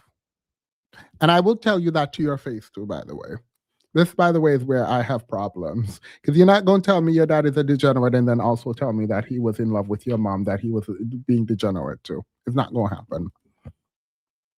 He wasn't even there for you. You were out there in the streets talking. That man wouldn't even know love if it hit him in the face, girl. Stop. I can get cursed out and it's okay. It's okay. That's the only picture I had. And I guess like, so now there's this tension, I would imagine, of like, you want to love the Lord and now you're married to somebody who's like, I don't even know who you are. Yeah. How do you coexist? Because there's probably a lot of women in that now. 100%. So yeah, I think. What would you tell you then? Yeah. Now? I would say you can't be your husband's Holy Spirit. It's not your role. And as much as I would not want to say this, I don't know. Sorry. I'm not going to take notes. The thing is, I don't like when people speak in attempt to speak in parables. Like, just talk normally. I am not anyone's Holy Spirit. Ain't nobody told you are nobody Holy Spirit. Get to the point. You're starting to annoy me now. Like, I don't like you don't have to be deep with your story. Just tell it. If it's deep, it'll come out deep. There was a moment when my dad was walking me down the aisle, my first marriage, and he literally turned to me and goes, "You don't have to do this." Your dusty daddy ain't said that. Your dusty daddy that is abusive to your mother did not tell you didn't have to do it while you were walking down the aisle. What was he going to do? Stop the whole wedding? The daddy that allowed you to be out there doing nothing. The fact that you were at 30, all right, maybe the daddy changed by the time she got married at 20, whatever age she got married at. So it is what it is. I don't believe nothing she's saying about her dusty daddy. And we're going to say her dusty daddy for forever now. He said, at that point, my dad had gotten sober. He started pursuing the Lord. Like, him and I's relationship was still a little strained, but like, he had some wisdom in him. And I think I Where he get that wisdom from? What about you don't have to do this is wisdom? Your daddy walked you down the aisle to give you to a degenerate man because you believe you are his property to be handed off. Where was the wisdom?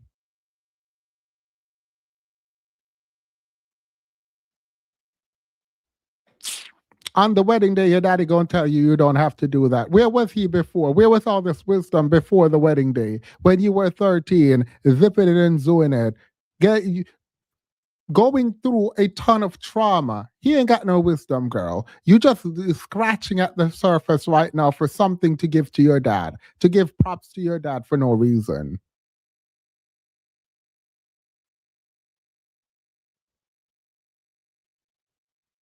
would have probably told Tony, like, wait. Wait until you have such a beautiful relationship with the Lord that you can hear his voice and his yes or no on this person. Yeah. And Well, that you is what I never did. hear. God don't talk to people. So all of the Christians talking about they hear God, they're lying. All of them lying. Every last one of them are lying. They're lying. So you would be waiting forever, girl. That's that on that. Do. And I think a lot of us, and Mind you, this is how we know them Christians lying. All them Christian women come out like, God told me this was my husband. 3 years later, they're getting a divorce. Oh, it wasn't the voice of God. I misheard. I skipped a step. No, you were lying. You were lying in the beginning and you're lying now. You ain't heard nothing. You wanted that man, you went to marry him. I said this the other day, and I'll say it again. How come God ain't tell these women to go date these ugly broke men? You never hear these women come out and said, God gave me my husband, and it's an ugly broke man. God ain't telling you none of that. They're lying. All of them lying. Every single one of them. If you hear a Christian tell you God told them to tell you something, they're lying. Point blank period. I do not believe them. They're all lying. They're all lying.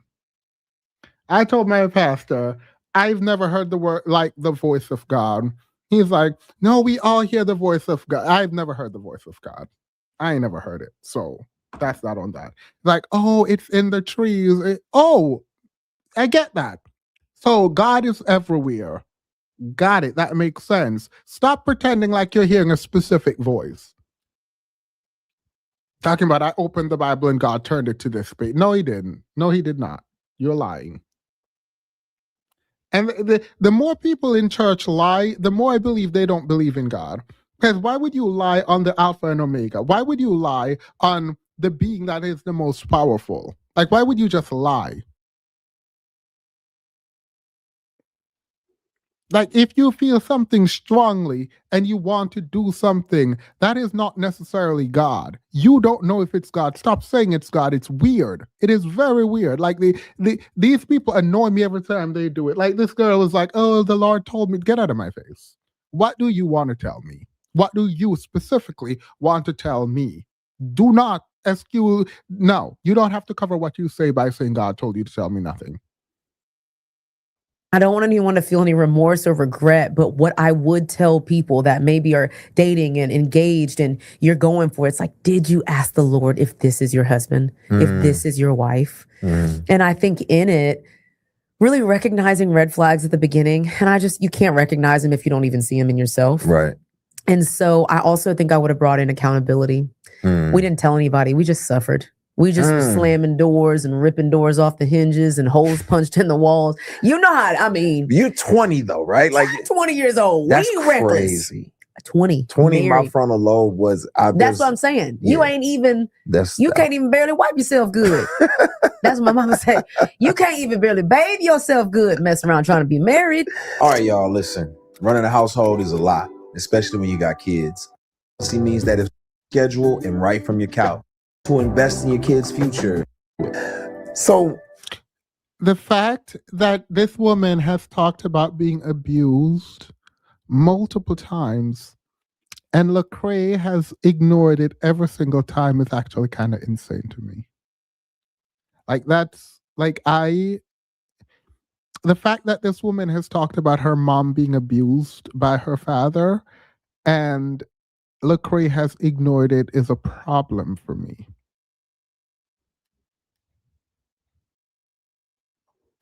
I know what it's like to radically meet Jesus. Yeah. Right, in my 20s, but I'm like, there's still a lot of ratchetness to me. You know what I mean? See, that doesn't even make sense. These people are like, oh, I met Jesus, but I told him I wanted to go have that don't even make sense, girl. Like that.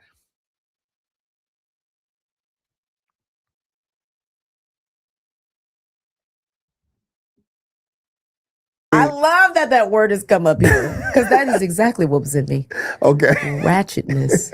So I'm trying to you know, obviously we know he was not trying to follow the Lord, but you are. But at Yeah. the same time, it takes a minute to get a person out of slavery. It takes time to get the slavery out the person. 100%. I frame it up as I was a fan of God, not a follower Ooh. for years.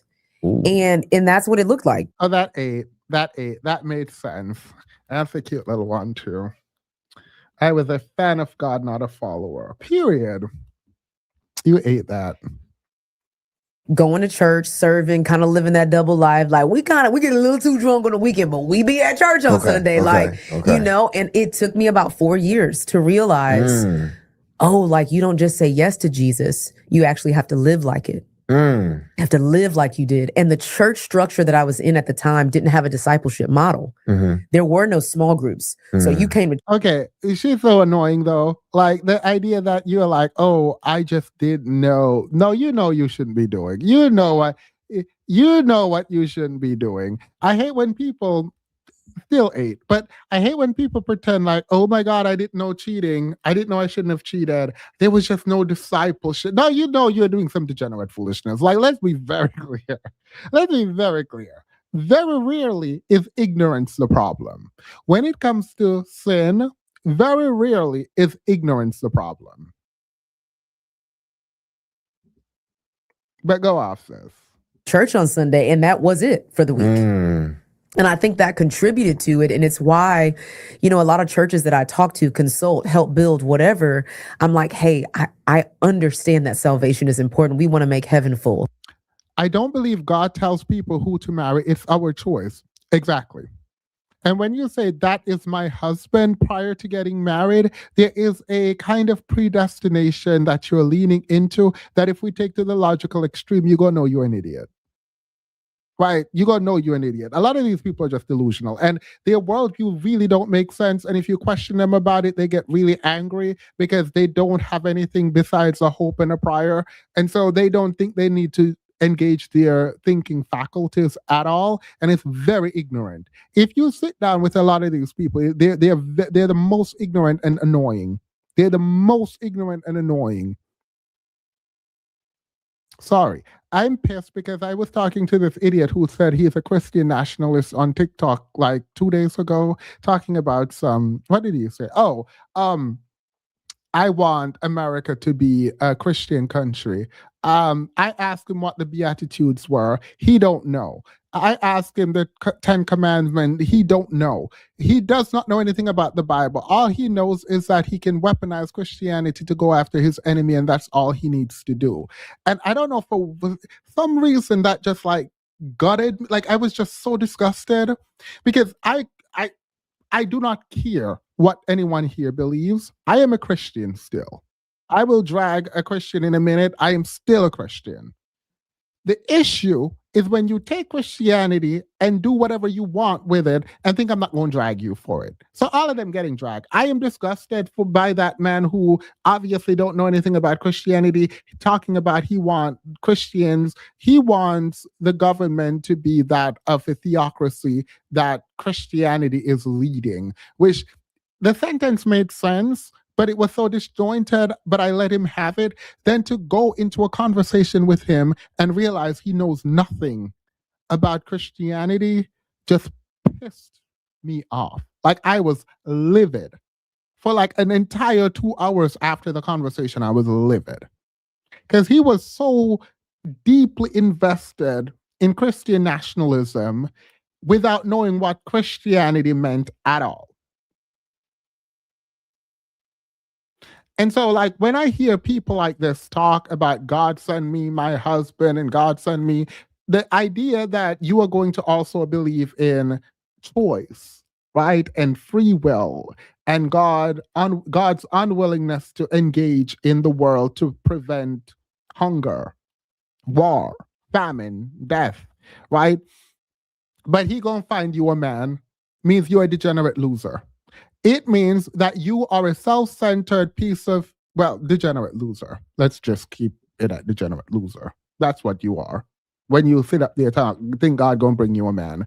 The world, kids are dying from hunger and war, and you are up here talking about God gonna bring you a man. You're a trash human being. That's not on that. In my opinion.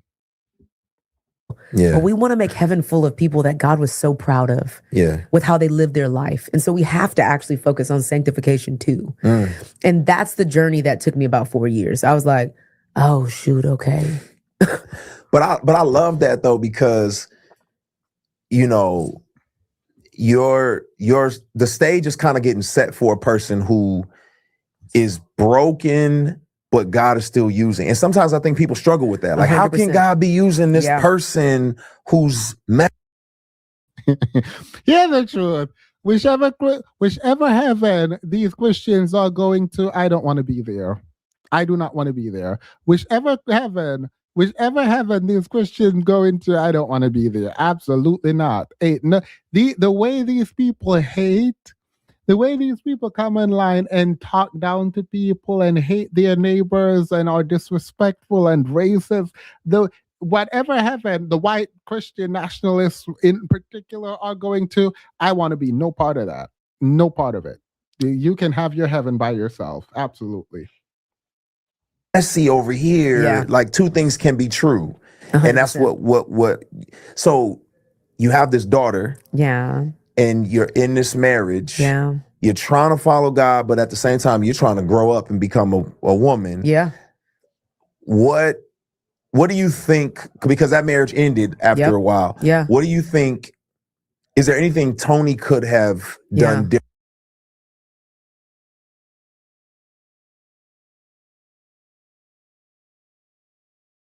Their marriage ended after he abused her. She had a child and she realized she cannot stay in an abusive marriage with a daughter. That's how that marriage ended.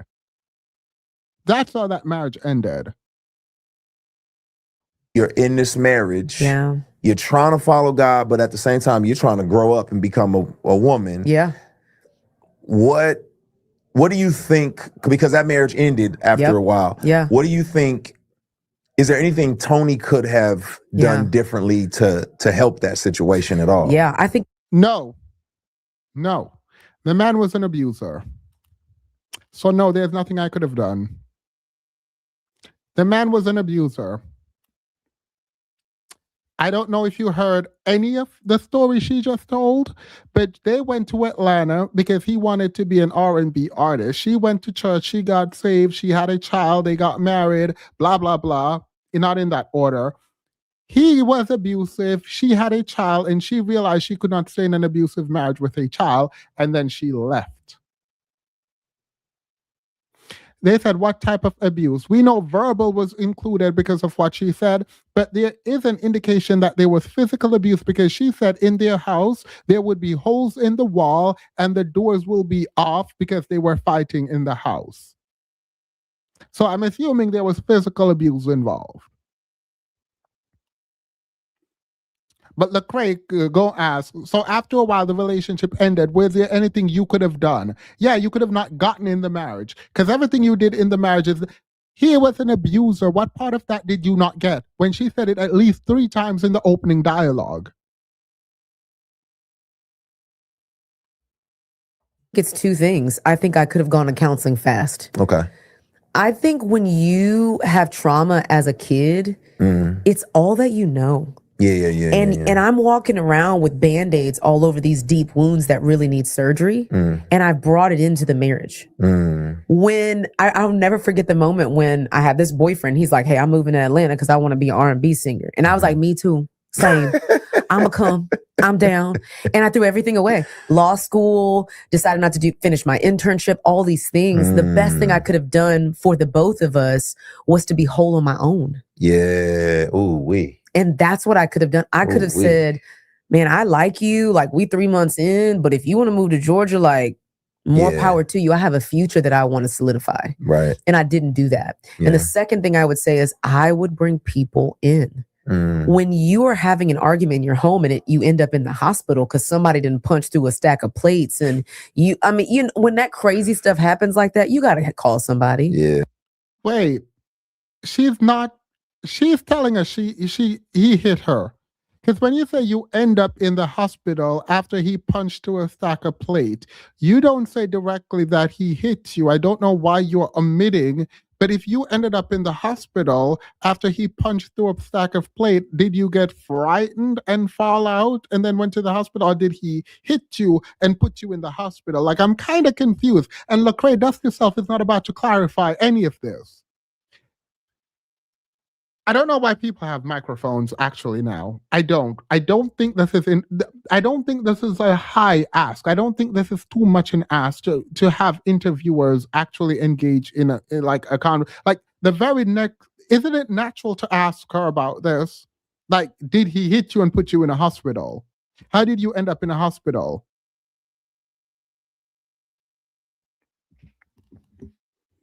Because it's just going in a toxic direction. Yeah. And you need someone to come and short circuit that journey. And so I definitely would have brought people in. I would have been honest. Because we pretended.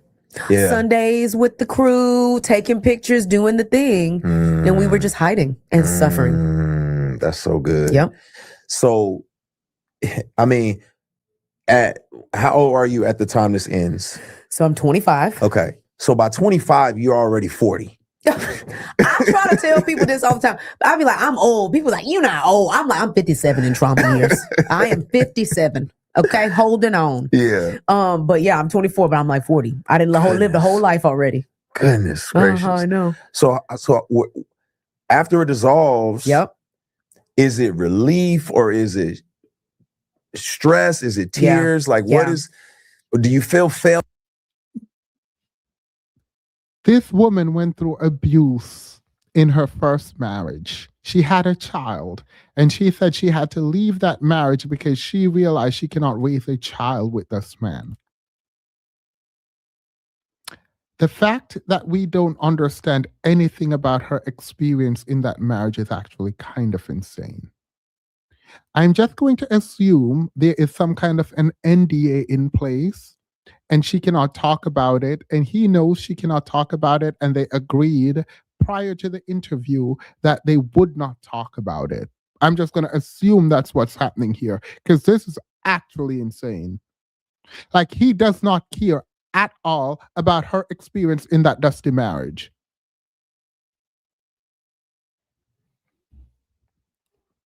Failure, or do you feel freedom after this first? I definitely think I felt failure. Okay. My parents were embarrassed. My dad was like, what are you even talking about? Stick it out. Da, da, da. I told you shouldn't get married in the first place. All these different things.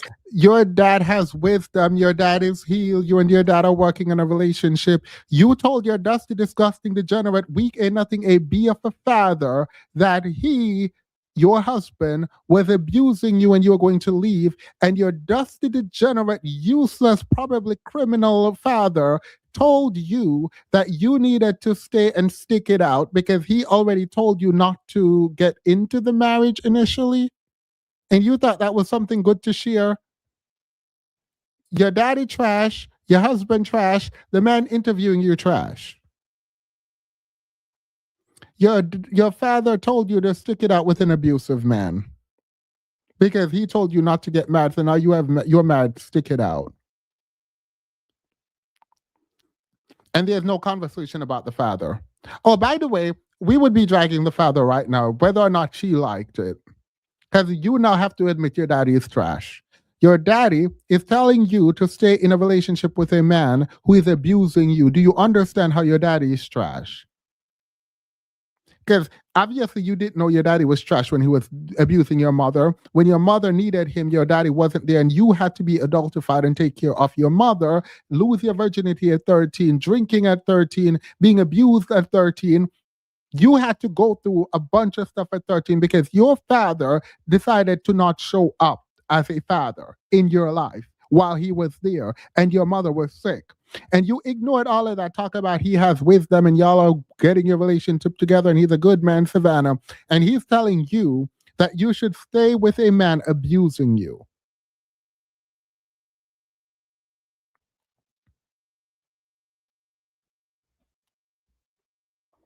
And when I told my church, that also dissolved. Wow. Yeah, I was Why I don't know why Lecrae is talking about wow, as if all these people in the church aren't disgusting. Like these people in the church will tell the women to stick to it, and if you leave that man, you are the one who is the problem. You need to fight his demons. You need to stick up for him. The people in the church have been trash.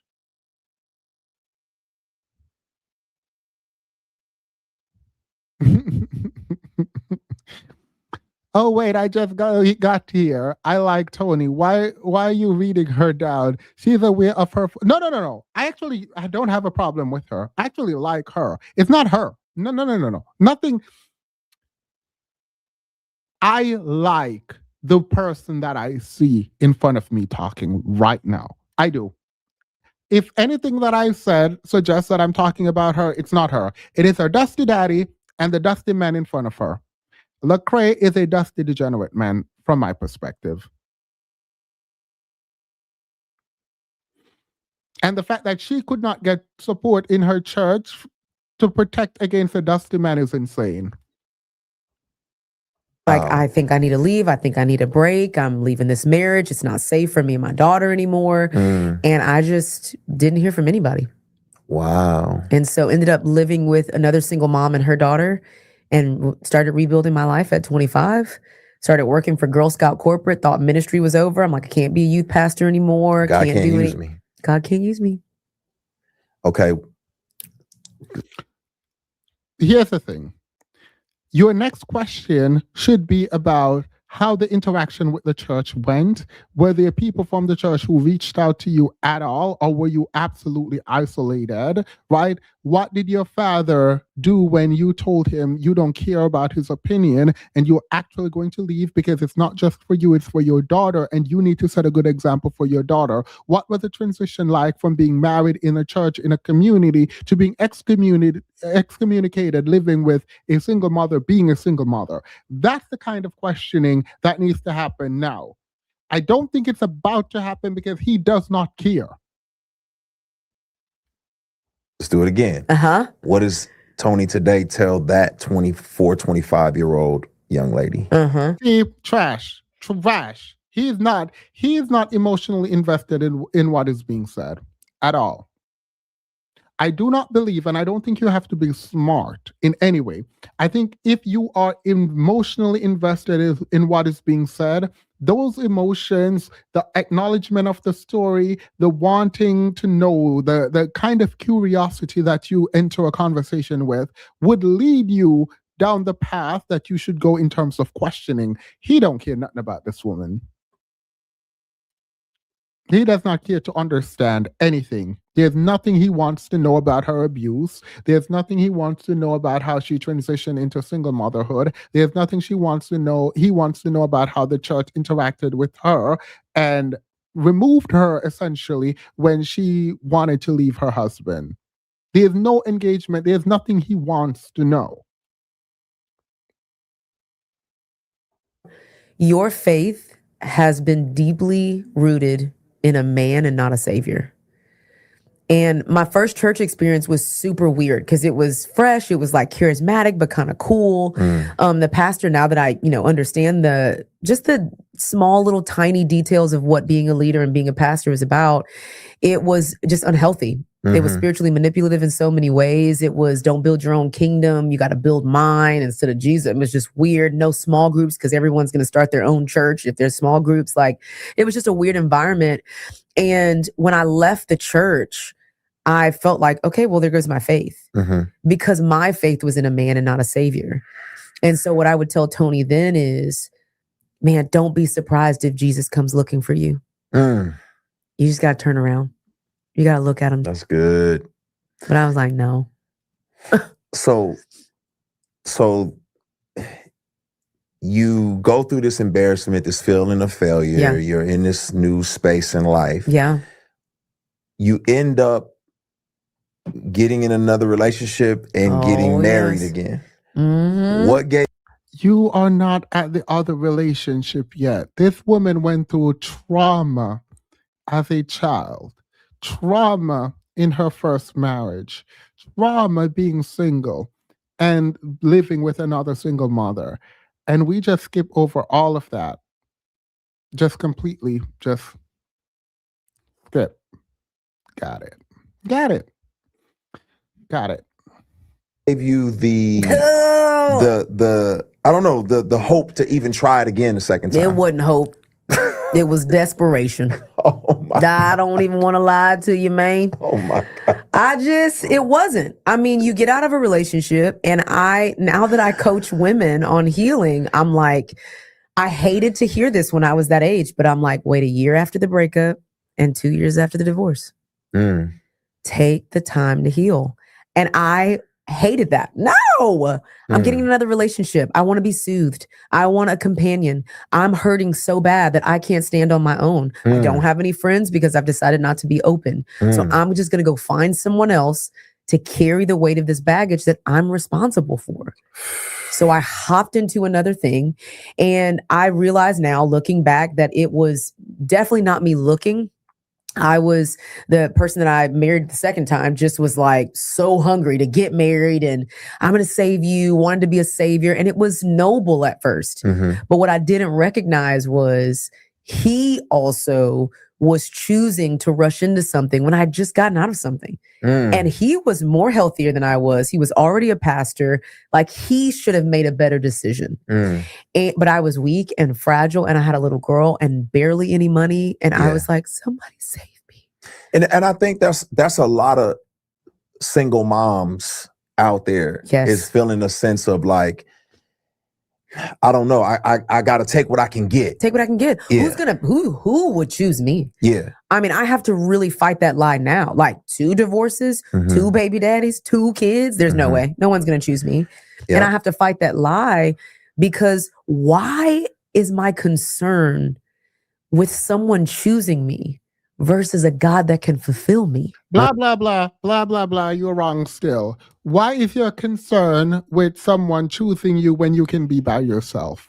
When you can save yourself? That's the answer. That is your answer. That you can do it by yourself. You can save yourself. You can live for yourself. And if a man comes, he comes. But you should not be looking for a savior. The problem is, I do actually agree. I do like everything she just said. The kind of ownership of her desperation is actually useful, I think, to people watching. So take from that what you will. I do actually think that the conception of relationship is wild from people. The reason I am not in a relationship currently, well, let me not say it like that. I believe relationship is about giving. Right. And so when I conceptualize a relationship and choosing anyone that I've dated in the last year, when I think about whether or not I want them in my life, I think about, trips and living together and like whatever. And I realize it's going to take too much energy. Right. Like, I don't have it. Or for the last year, I did not have that to give. Like, I don't have it. And so, like, when people are like, broken down or like in need, it is weird to want a relationship because it feels like you're a parasite.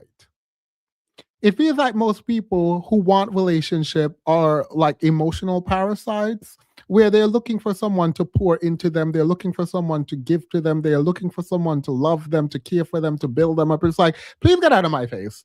Because like, if you fundamentally don't see how relationship is about you caring for someone and giving to someone, and hopefully there's reciprocity, because after 2 times I'm not gonna no, right? So there's reciprocity, but on your end, hopefully you're calculating that which you're going to be giving, that which you're going to be doing for someone. So, like, if you don't have anything, and I don't mean financially, I mean like emotionally, psychologically. If you don't have it, girl, why are you getting in a what? You don't have anything to give. Like, I don't understand. Like, what do you mean? Like, it sounds like you're a parasite to me, not her, just generally. Whenever I hear people like, oh, I just want someone to love me, I'm just so alone, blah, blah, blah. It's like, ooh, it sounds like a parasite. And that kind of desperation would turn me off. Why? Why is that thought process even there? And I'm having to fight that narrative now because I'm like, no, I want freedom and fulfillment, not companionship. Yeah. Companionship can come great, but that's not what's going to save me. It's not what's going to help me make the best decisions. And I know that now, unfortunately, now that I learned. But that's what I've been trying to teach women. I'm like, wait, slow down. Like, there's more. Like, what did you need to hear? Yeah. What kind of love? Like, if you could, again, you're a much wiser person now. So I'm just almost in a sense like, yo, counsel yourself. But like, what did you need to hear? What kind of encouragement and love did you need to experience? Yeah. I think that at 25, I needed to hear, ooh, this would make me cry. It feels so good. Okay. Grief. I needed to hear that I wasn't set up well. Because I think when your life is spent surviving, raising yourself. I can remember the days I was just in my mirror as a little girl trying to do my hair for picture day because my mom couldn't lift her head.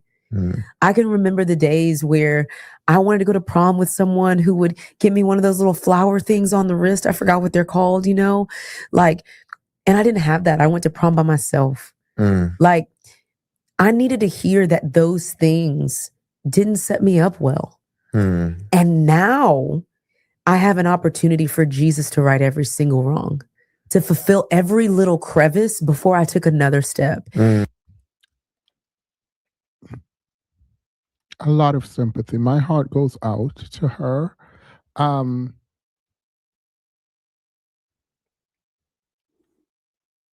One of my dates to prom was a sympathy date.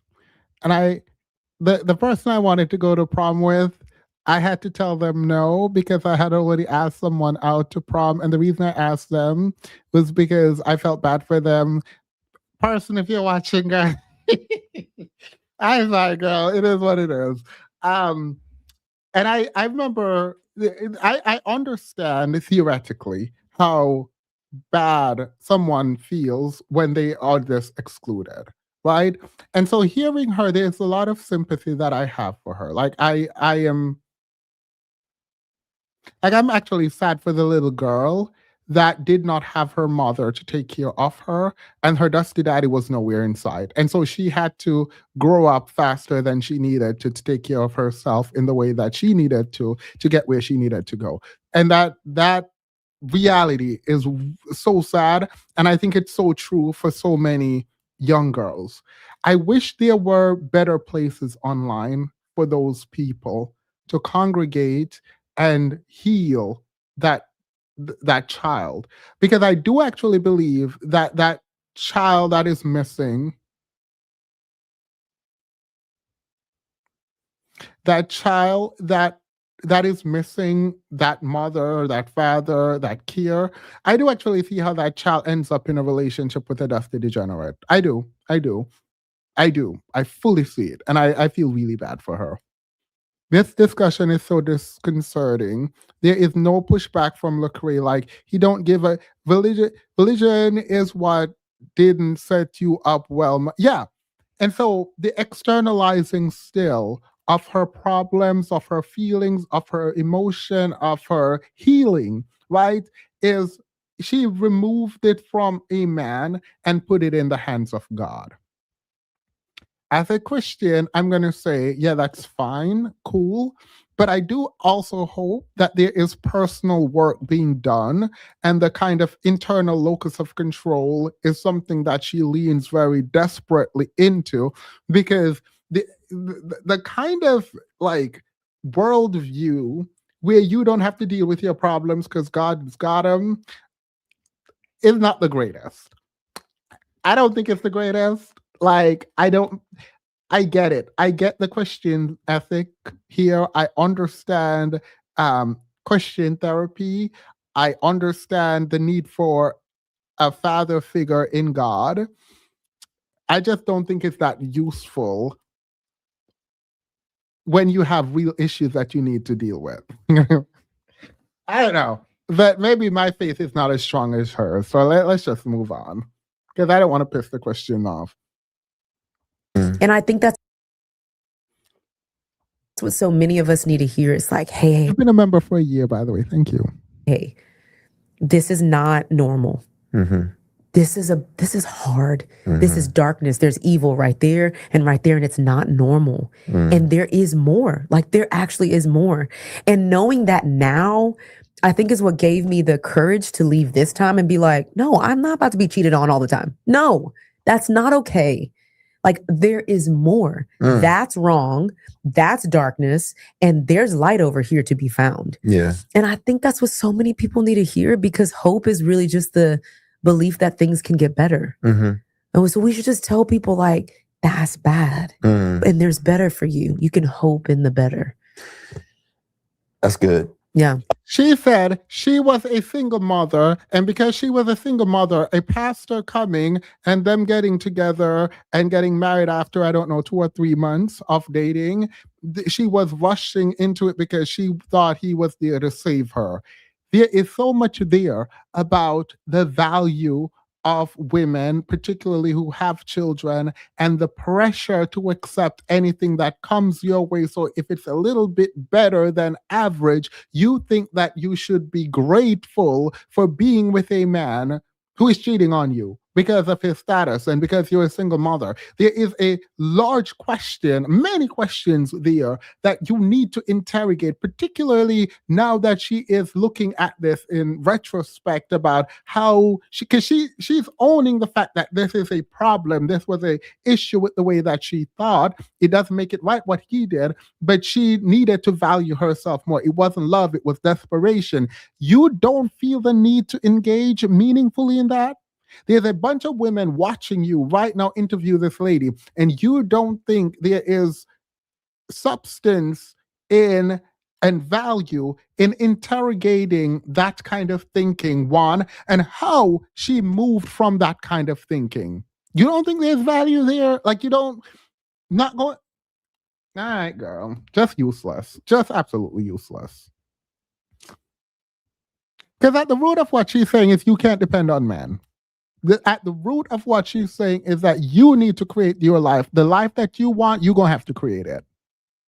If you get a man, you get a man, but you're going to have to create it. Stop depending on these men. That's at the root. So I'll summarize it. There you have it. Lecrae not about to do any of the work. So he just sitting there. You're right. Whoever said his chair is too small, that might be the problem. There is a discomfort I get looking at him. And I think it's because of the dimensions in the shot. It looks uncomfortable because he's too big to be in the shot the way that he is. He needs a larger chair and maybe a larger side table. That's probably what it is. There's a like suffocated discomfort that I get from looking at him, and I think it's because everything is kind of cramped. It's already hard enough to be married. Married with a child. At another level. Is this right? Married to a pastor. Oh, God. At another level. Yeah. Married to the pastor of a Hillsong church. Help us, Lord Jesus. Like, I mean, I'm not, I guess it seems like it's a whole different level of struggle on a marriage in and of it. Yeah, the knee too high, the chair too low. The chair definitely too low. The chair is way too low. So, yeah. And I guess it could depend on where you are in your journey. Yeah. I know for me, today it wouldn't be that big of a deal, but a younger version of me would have felt like I have to be something because I'm a part of something big and 100%. I need to have this look in this front. Like, talk to me about that Yeah, I would say that was the hardest thing about my second marriage. After I got divorced the first time, I did go to counseling. I was like, all right, there has to be another way here. Mhm. And it really came from people that said, have you ever tried counseling before? Mm. Have you ever done this? Have you ever done this? When I got into the North Point space, like there was just all this health. And I was like, okay, I'm down for the Christian Gap up in here. Okay. Yeah. And then when I got into a marriage, He probably run into the men and women in Atlanta. He said he in Atlanta. I'm joking. That was a terrible joke. That was a joke. I have to announce my jokes, but that was a joke. and I started I mean, he was at Diddy parties. Like, I don't feel like that's too far off. Like, he was at the Diddy parties. So, like, to get healthy and realize that it wasn't healthy. That we were so secretive about everything. No one was ever allowed to our house. We could never be a part of a small group. We couldn't share what we were struggling with. It weighed on me because I was learning that vulnerability is the currency to healing. And I was like, wait, but we should maybe tell someone that we're battling this. We should maybe do this. We should maybe do that. And there was always just this looming threat of, if you say too much, I'm going to leave you. If you bring people in and tell our business, we're going to lose everything. I'm just like, I just don't feel like there has to be another way. And I think a lot of pastors and leaders are living like that. Like, I mean, we're going to lose everything. We'll lose this. Let it burn. Let it burn to the ground. Lose the power. Lose the influence. No. How about, why are you worried about it losing things instead of like after you cheated? Shouldn't you be worried about losing it before you cheat so that will stop you from cheating? Like, these people never do the right thing. Like, it's never the like ex ante. It's always after the fact. It would make sense to be like, you know what?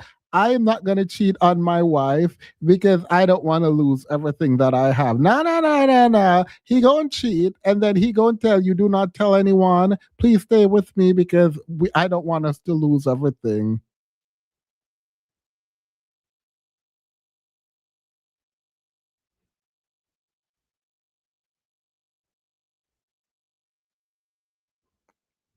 It is literally crushing our souls. Yeah. And we are looking less like Jesus in the name of Jesus. Boy, It's insane. I'm about to walk out this room. Let it burn to the ground. Cue Usher. Okay. Okay. And Exactly. Cue Usher, because the only burn this man know about is when you got, oh, never mind. My bad. See, this is why I can't multitask. I'm sitting here on my phone about to get myself in trouble. I almost.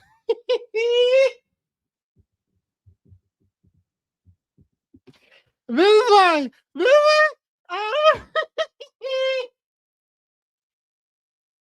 I'm gonna just go ahead. I'm just go ahead and play this. I'm gonna just go ahead and play the rest of this because ain't no reason for me to have said that. There is no reason for me to have said that. That had no meaning. I want to first apologize to Usher and all them people suing him and the herpes community. I want to make a strong apology. I did not mean anything by any of that. All right, let's go. that was the tension, I think. And that's the tension that we're seeing all over the globe when pastors are falling. We're so shocked and surprised. Oh my gosh, I didn't know this was happening. Yeah, because they've been hiding it. Yeah. And all that hiding has crippled us. Yeah. And I think that was the tension with that second marriage. It just was like, this is not healthy. We're not doing this well. And I'm honestly, like, if you were to ask me the question, like, the second round, what do I feel? Failure or freedom? Freedom. I get to tell people about my inadequacies now. I get to admit that I'm broken in areas. I get to talk about the traumas I've been through. Yeah. And Jesus has become bigger in my life Yeah. because I get to say the thing now. Yeah. And yeah, it's great. And sometimes I used to think that I had to spend big money. There's two sides of the story. Yeah. And Wait, don't y'all say that everything has like its community? Like, don't play. I feel like y'all just want me to be a bad person. I think at this point y'all just want me to be a bad person because every time I say something, I feel like I get dragged in the chat. I feel like y'all just dragging me for no reason in the chat.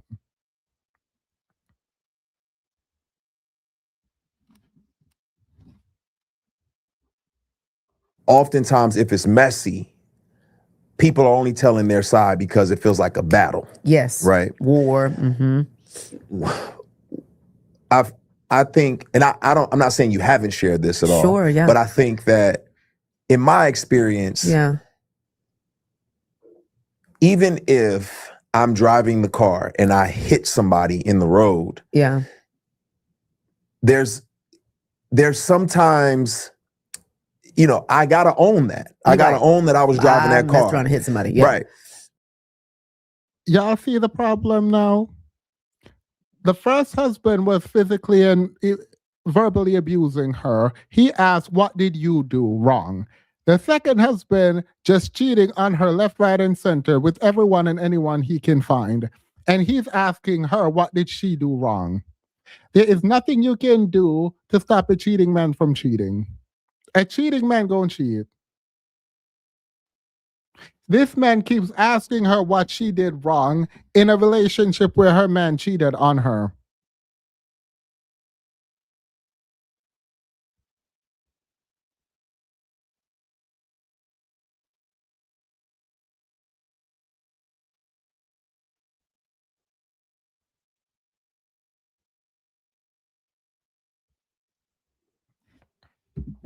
But rarely do you hear the passengers say, like, I was yelling at you. I did turn the radio up too loud. Yep. I did say this. Now, you hit that person. I mean, yeah, I may have accidentally threw something at you, but yeah. So I'm just curious from your perspective, like, hey, do you see anything that Tony could have done differently in that process? Yeah.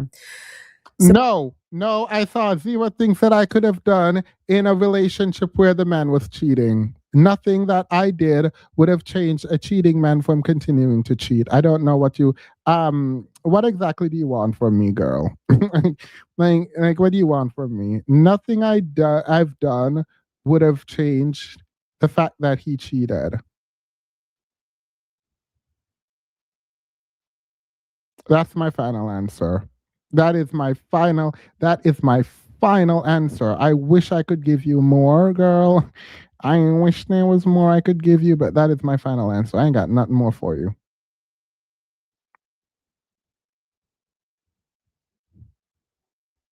So I first discovered the infidelity in our marriage in year 2. Yeah.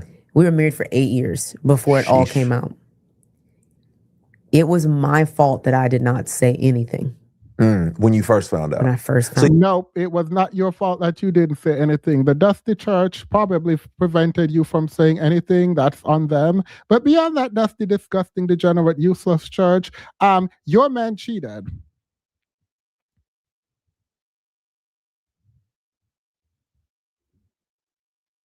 Like I love a good accountability moment. I love a good I could have, would have, should have, did it, like all of that. I love all of it. To take that on your own is insane.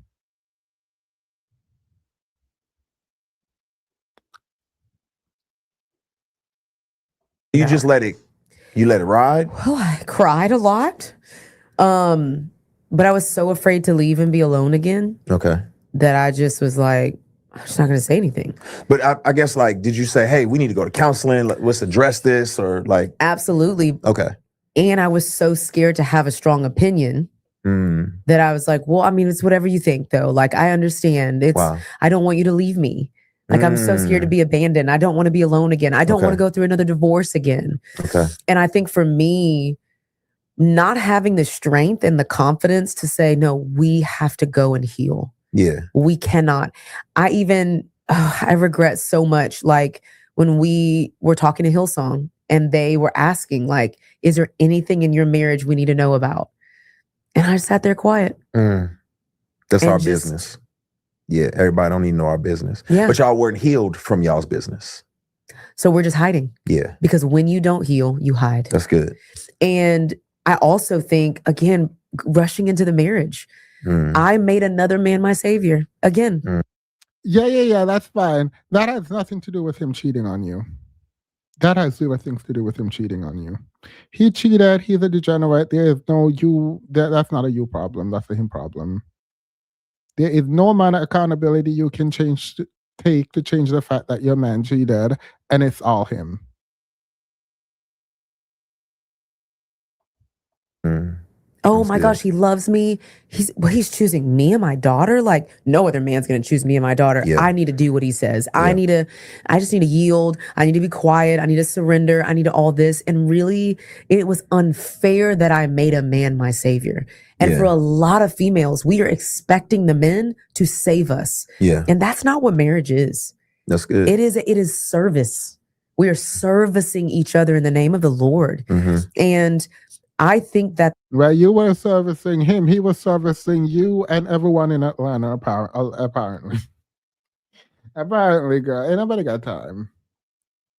that weightiness and that pressure was too much for him. Yeah, I have to take care of Tony. I have to take care of her daughter. I have Right. to. It is not because he had to take care of you and your daughter that he cheated. That don't make no sense. If he was sleeping with women, men, and everyone, it's not because he was taking care of your daughter, girl. That is not the reason. Save her, rescue her. hmm And I do think that contributed to how hard our marriage was. Mm. And then I used that for 8 years. Well, he saved me. Woo, So woo. sure, another woman. Sure, another this. Sure. But he saved me. So you're like an NFL wife, NBA wife. It's like, I mean, He provides. He opened these doors for I me. just don't look the other way. So, Yeah. because you did say you said this. You said, There is absolutely no way to critique her, by the way, because she's saying this as something that she did wrong. And staying with a man is your own issue, your decision. My issue is her blaming herself for him cheating and him being stressed out for protecting the daughter and caring for them, which is leading him to cheat. I don't know why she makes that kind of conclusion in her head and why Lecrae Dusty Self doesn't correct her. I don't know. So that is annoying. But the bottom line is your Dusty man cheated. That's it. Are you going to watch the season of Love is Blind? I might, because it feels like a lot of people watch. When does the season come out? I'm looking for your comment. Let me know when the next season come out. Is it out yet? Is it fully out? Because I can watch it and go with you all. Because I do need something to do fun. That's not reading. I hope so. Because I could have sworn he did a video saying. He went to Diddy's parties. Okay, yes, it's out. All right, I'll watch. sometimes we want the redemption story so badly that we miss things. Mhm. What things do you think you miss that you would tell other women to pay attention to? That the abundant life is for all of us. I had a belief that the abundant life only belonged to the married people. And that's not true. Oh boy. It's not true. I don't know what the abundant life is. I'm assuming this is some niche Christian stuff that I don't know about because I don't know what it is, but period. I know what an abundant mindset is, but I don't know. Maybe it's the same thing. I have no clue what she's talking about here. True. And the church is painted it that way. Every single that comes into the ministry, are you married? Are you looking? Are you dating? Are you this? As if it's some type of prerequisite to activate the goodness of God. Mm. And it's just like, it's so far from the truth. I look at my life right now and it is so hard. Mm-hmm. I can't even explain to you the weight. I can't even, I've never slept the same because if something happens in my house to my 2 kids and my nanny, it's me, just me. It's so hard and it is full of goodness. It's because it's just me and Jesus. Mm-hmm. I don't have I have a beautiful village. I have incredible friends. Absolutely. I have a nanny that lives with me and helps my kids. I love her. Mm-hmm. And I just have Jesus. Mm-hmm. And on one end, it sounds almost like it's apathetic or it's, oh, I only have Jesus. I don't have. But I think that's the problem is that we thought like, oh my gosh, it's only me. And I just have to depend on Jesus. I get to. Yeah. What? Yeah, some would say you never know Jesus is all you need till he's all you got. It's all you got. And I like it. Mhm. I like being so dependent. You have a bunch of people, including nannies and friends. Ain't nobody gonna sit here talking about I only got Jesus. You literally said you had a living nanny with you, girl. Don't play in my face. Like, don't play in my face. Some of us don't even got nannies. Some of us out here really struggling. You're talking about, I have a living nanny and that's just all I have. Girl, what else you want? Like, I do feel bad for her still. Like, let's be clear, like, everyone has their own struggles. But if one of your struggles is that you only have one nanny, it's like, all right, girl. All right. How many nannies do you think you should have? Because I ain't got a nanny, girl. I mean, to be fair, I don't have children, but like, Dependent on him that I don't make any moves. Every request I submit to the Lord. I don't have anybody else to talk to. I can't bring it to my husband. It's me and the Lord. And honestly, he has not led me astray. Yeah. You seem like when you were saying it's hard, Yeah. like you're not denying that it's hard. No. Well, because what? it seems like when you're saying it's hard, you're not denying that it's hard. So get out of my face. Please get out of my face and go find another job. Like, what do you, like, it seems like when you said it's hard, you're not denying that it's hard. Yes. That's what I said. Thank you for repeating it back to me in the form of a dusty question.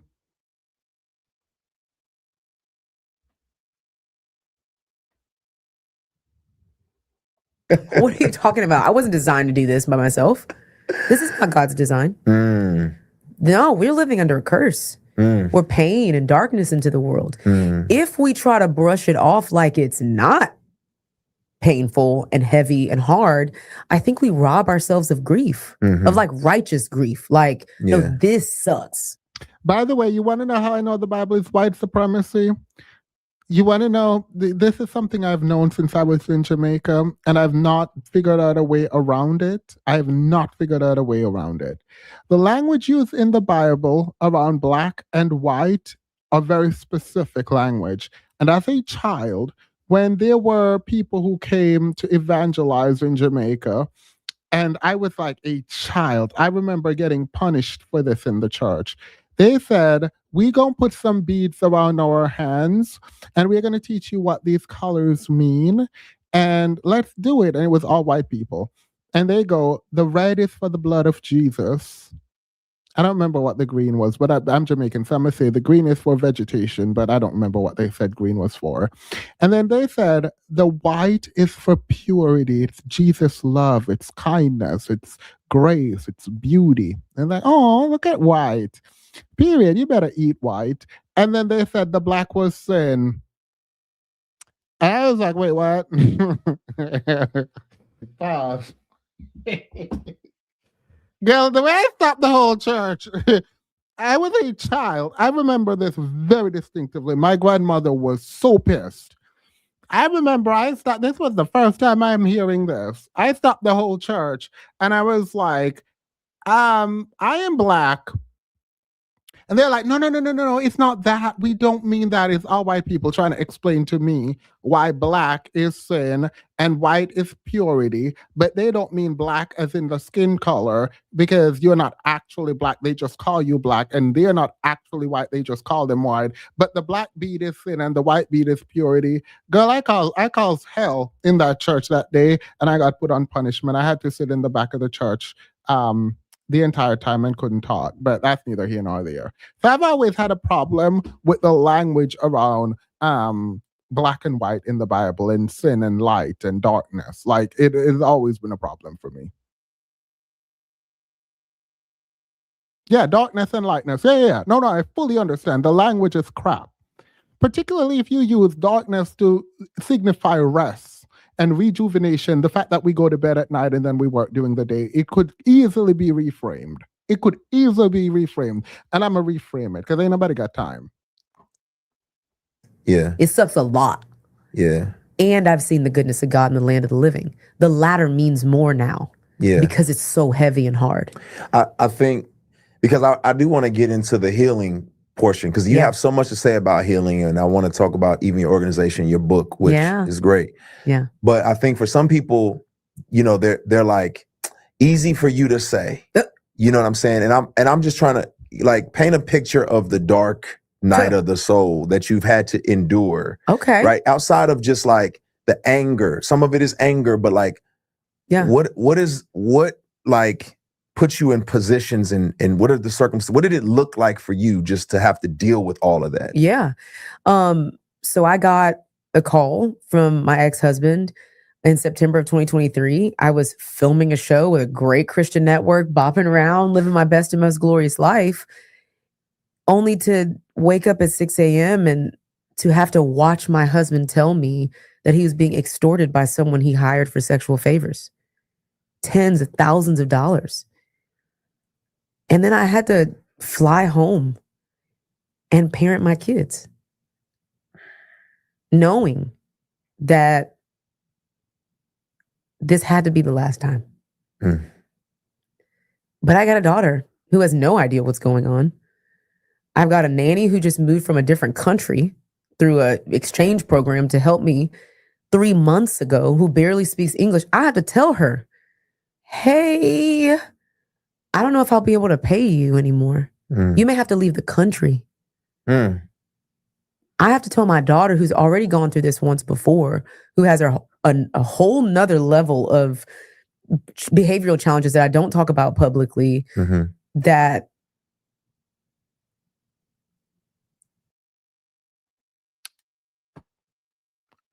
okay. She doesn't say this, but it sounds like she's only leaving and she left because it was about to be public. It actually, because if he was being extorted and that was the last straw, while he was cheating every time else, it feels like it wasn't the cheating that caused her to leave. Now, I'm just saying this. She didn't say it, but that's a very straight. The way she's telling the story right here, I would actually have a ton of questions just to like test. Because it is what it is. I'm going to move on. I don't want to put that on her. her life as she knows it again will be different.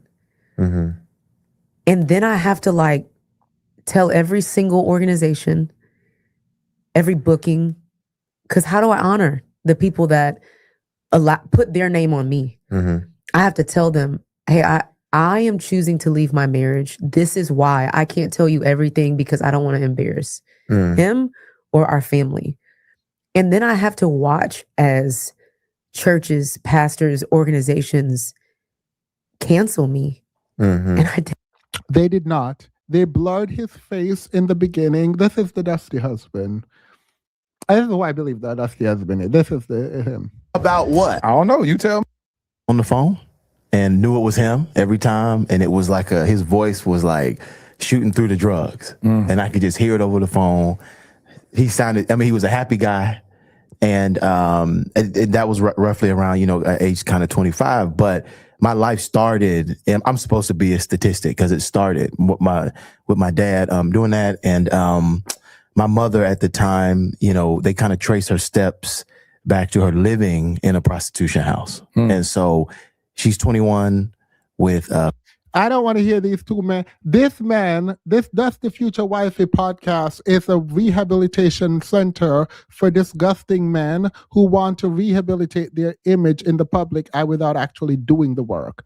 Look, this man right here, his podcast is for women who have low self-esteem, who are in the church looking up to a man, looking for some kind of validation from a man, and they're just there chirping around looking for him to bring on another dusty man to tell us a dusty story about how God saved them from the spirit of infidelity. That is what he does. That is what he does. This podcast is for degenerates and low self-esteem people watching who want the degenerates to come on and pretend that they have changed. And the low self-esteem people are in the chat hoping and praying that they will get a man who will change, or that their man will change. That's what this platform is. All of them, all 600,000 of them, every one of them. Did they name the ex-husband? Yeah. No. 5 kids on welfare, trying to figure out how to make it. And What city did y'all grow up? What city was she in? He got married the other day. So that's the dusty husband. He got married the other day, and the wife paid for half the wedding because the wife is, I don't know, girl. Ain't nobody got time. The Terriers is trash too. Like pretty much all these men online are like trash. Dash has been a member for 15 months. Thank you so much. This is the I Was Graced by God coach. Yeah. Didn't do anything. Mm-hmm. And then I have to figure out how I'm going to make money for my kids. And I have to be embarrassed and ask my parents, who I've never asked for money, to carry me so I can have a lawyer that can defend me. I got to sit on calls and say no to signing an NDA about my life because I'm tired of lying and I want to tell the truth about. Okay, so period. She doesn't have an NDA. She could have talked about it in the beginning. This is a dusty, disgusting, trash interview.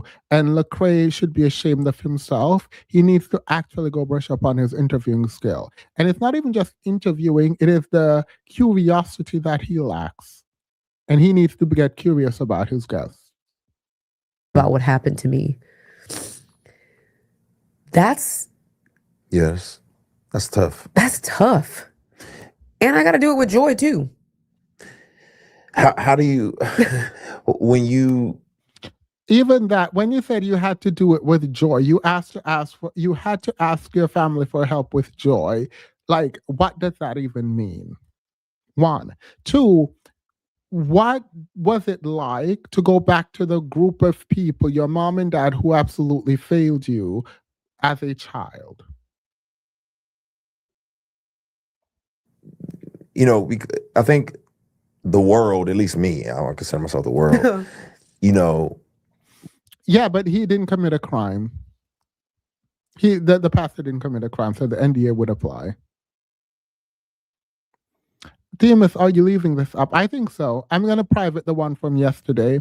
I can leave this up because I haven't said it. Well, let me finish first, because who knows what I'm going to finish first, and then after I finish, I'll tell you if I'll leave it up. We hear about, you know, tension online. Yeah. And it was like, wait, what the heck is going on? I thought all was fine on the Collier Ranch.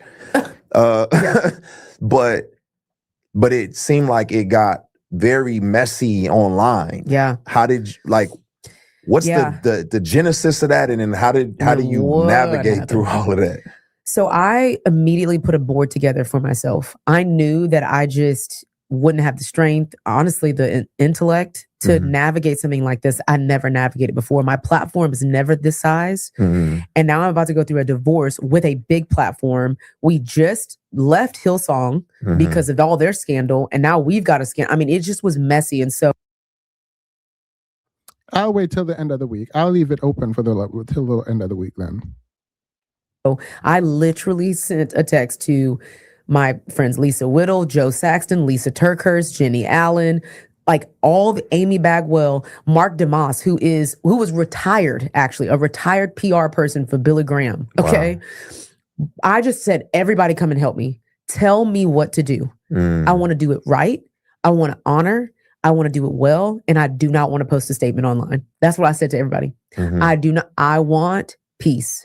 I want to do this divorce, and I want peace, and I want to raise my children. And if I got to go be a barista, I will. If my career's over, that's okay. And I just... She's lying. She's lying. You do not get an entire team like that to say, even if I could go be a barista, I would. Because the easiest thing you could have done is literally leave all of this behind. You could have gone to a town somewhere, find a job there or something, do something very low key. No, you wanted a public platform. Nothing wrong with that. That's not shame. That is not shame. Do you, girl? You actually are really beautiful, very smart. I love the way that you talk. You have a great personality. I could watch you all day. So, like, you have what it takes. But don't play in my face. Don't play in my face talking about, oh, I could go be a barista. So, no, you couldn't. No, you wouldn't. You wanted to leverage this and rebuild your public image. And period. But don't play in my face. I guess you can't just say that outright. But yeah. Remember, I will never forget sitting on my living room floor, and this board that I put together had met without me because they needed to really think about, like, what does she say? How does she navigate this? All the things. And they came back and they said, Toni, you have to do a statement.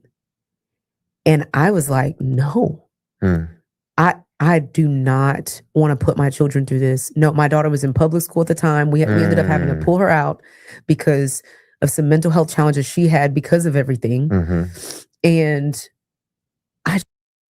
now, you know, the Dusty Church is going, not every church, the Dusty ones will blame the woman for the man cheating and will definitely further blame the woman if she leaves. Now, you know that's what the church going to do. You know for a fact that church is not going to sit up there and support this woman when the man cheat. They're going to blame her. And if she leaves, girl, they're going to drag her.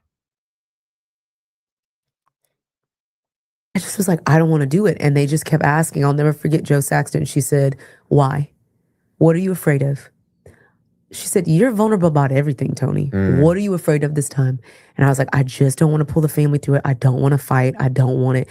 And what I had known, what's unfortunate is that my ex-husband had told me if I said anything publicly, he would attack me.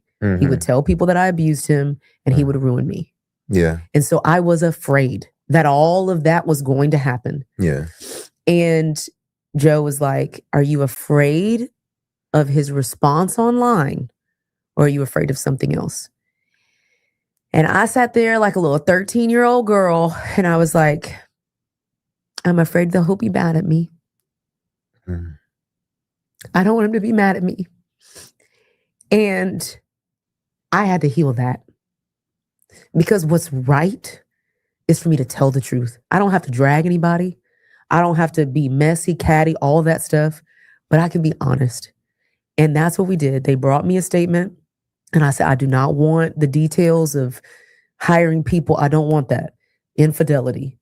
And we posted they posted the statement that I had endured infidelity in my marriage for years. True. I recently discovered more infidelity. True. And I realized that my marriage is no longer God honoring. And I have endured infidelity for years. And then I found out about other infidelity. Girl, if you've endured it, you knew this man was cheating, girl. And ain't nothing wrong with deciding when you want to leave. But like the idea, oh, I discovered new no. Oh, was it the trans? Was it when she found out there were trans women that were he cheated on her with when she left? That might have been the difference, actually. Oh, that might have been the difference. have to leave it. And the last thing that was in that statement was, I do not want to embarrass my ex-husband. I want to move on with my children and be at peace. And 5 minutes later, my ex-husband posted a statement, Toni Collier is a liar. And yeah, that's what you get. Sitting there, that man cheated on you and embarrassed you publicly, talking about you don't want to embarrass him. Yeah, when y'all gonna learn these men don't play fair? Like that man embarrassed you. You have full right to embarrass him. Good on you. No, I'm not going to say good on you because it's not a good on you that you didn't want to embarrass him. Drag him for filth. Nobody got time. Abuser, and she begged me so many times to stay with her in the marriage, which the first two things, lies. The third hurt because I did beg. I did beg for someone who cheated over and over and over again. Wait, that doesn't make sense.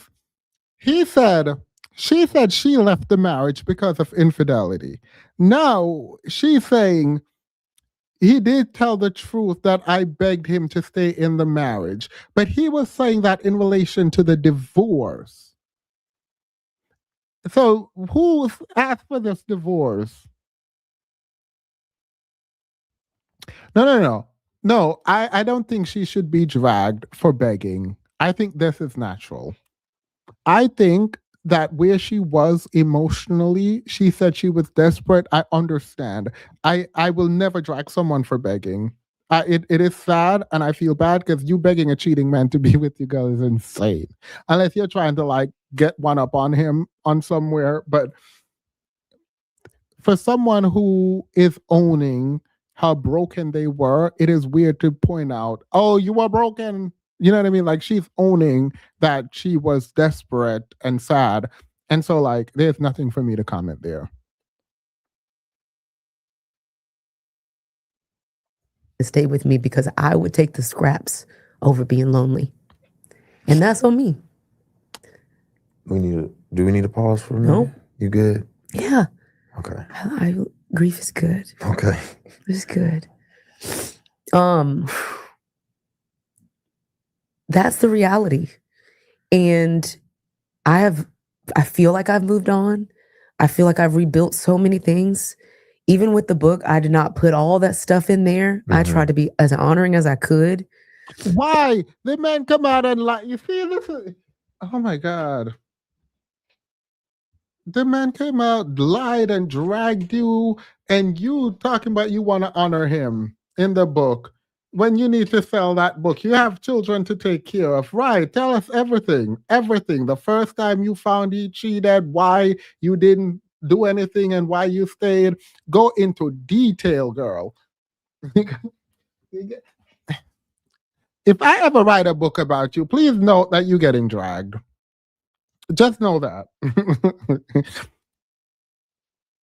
Like, I feel like she thinks it's virtuous to like sit in that shame by herself. Like, look, I'm still a good Christian woman. I didn't drag him. I didn't tell you fully what he did while he out here lying, going on Dusty podcast after Dusty podcast talking Augusta, Georgia. Yeah. And so she sends us, I kind of call it the Moses story, send us up the river in hopes they will work out. Replaces it replaces the lie with the truth, because at some point there was a lie. So we go in my subconscious and we're dealing with the lie and we're coming out. So we do all that. What I discover from that is that I did not have an abandonment wound. I had an attachment wound, but it was unique. Everybody leaves me, I don't leave them. Which means this man was out here cheating on his wife with everything that walked. This man was out here cheating on his wife with everything that walked, talking about he had an attachment wound.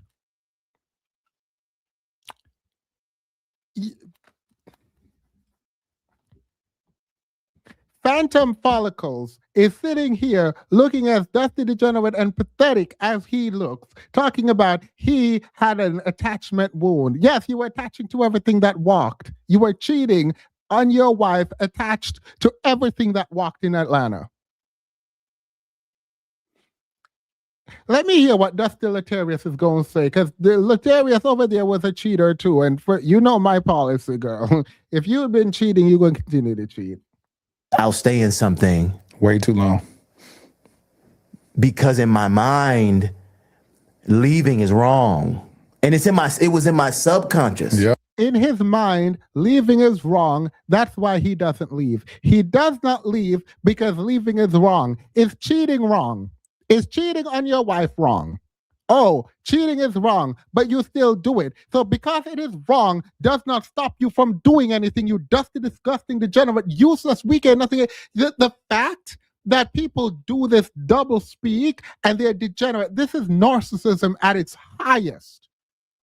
How are you sitting up there talking about you did not leave because leaving is wrong? Okay, that means, first principles, if something is wrong, you don't do it.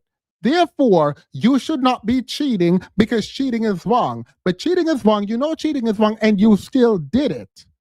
So that something is wrong does not stop you from doing the thing. Oh, but this sloppy, disgusting Jigglypuff over here is not about to ask him, oh, so, but you cheated though. Isn't cheating wrong? He's not going to do it. Both phantom follicles looking like, I just don't like these people. I hate the fact that they sit there, weaponize therapy speech in this degenerate way where like they're women clapping like, oh my God, yeah, oh my God, such a good man. He grew.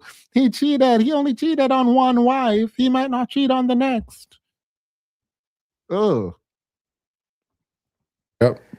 And you'll stay and you'll fight and you'll, even when you know, even when you're pleading, but if there's an inkling of the other person saying, but, or please, or could you, I'm right. Timothy, you remember when DJ Twitch died and the white wife wrote and tell her book selling him out? Y'all never going to make me lose respect to how white women move strategically. Oh, yeah. I remember defending that white woman. I do. I remember defending her because they were like, oh my God, how dare he talk? Why would she talk about how he had trauma and his molestation or whatever? And I'm like, girl, that man chose that woman. And that woman said, I'm going to make money off of you, whether you're dead or alive. That woman said, I'm going to make money off of you regardless. Like, people are mad at Erica Kirk right now, and I don't understand why. Erica Kirk said, I got things to do. I have bills to pay. Like, what do you mean? Light up the fireworks, girl. I'm walking on the stage.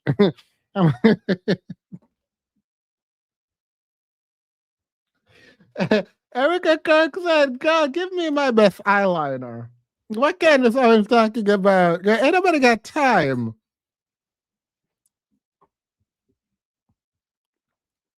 Or whatever. Yep, because I'm not going to do to you what was done to me.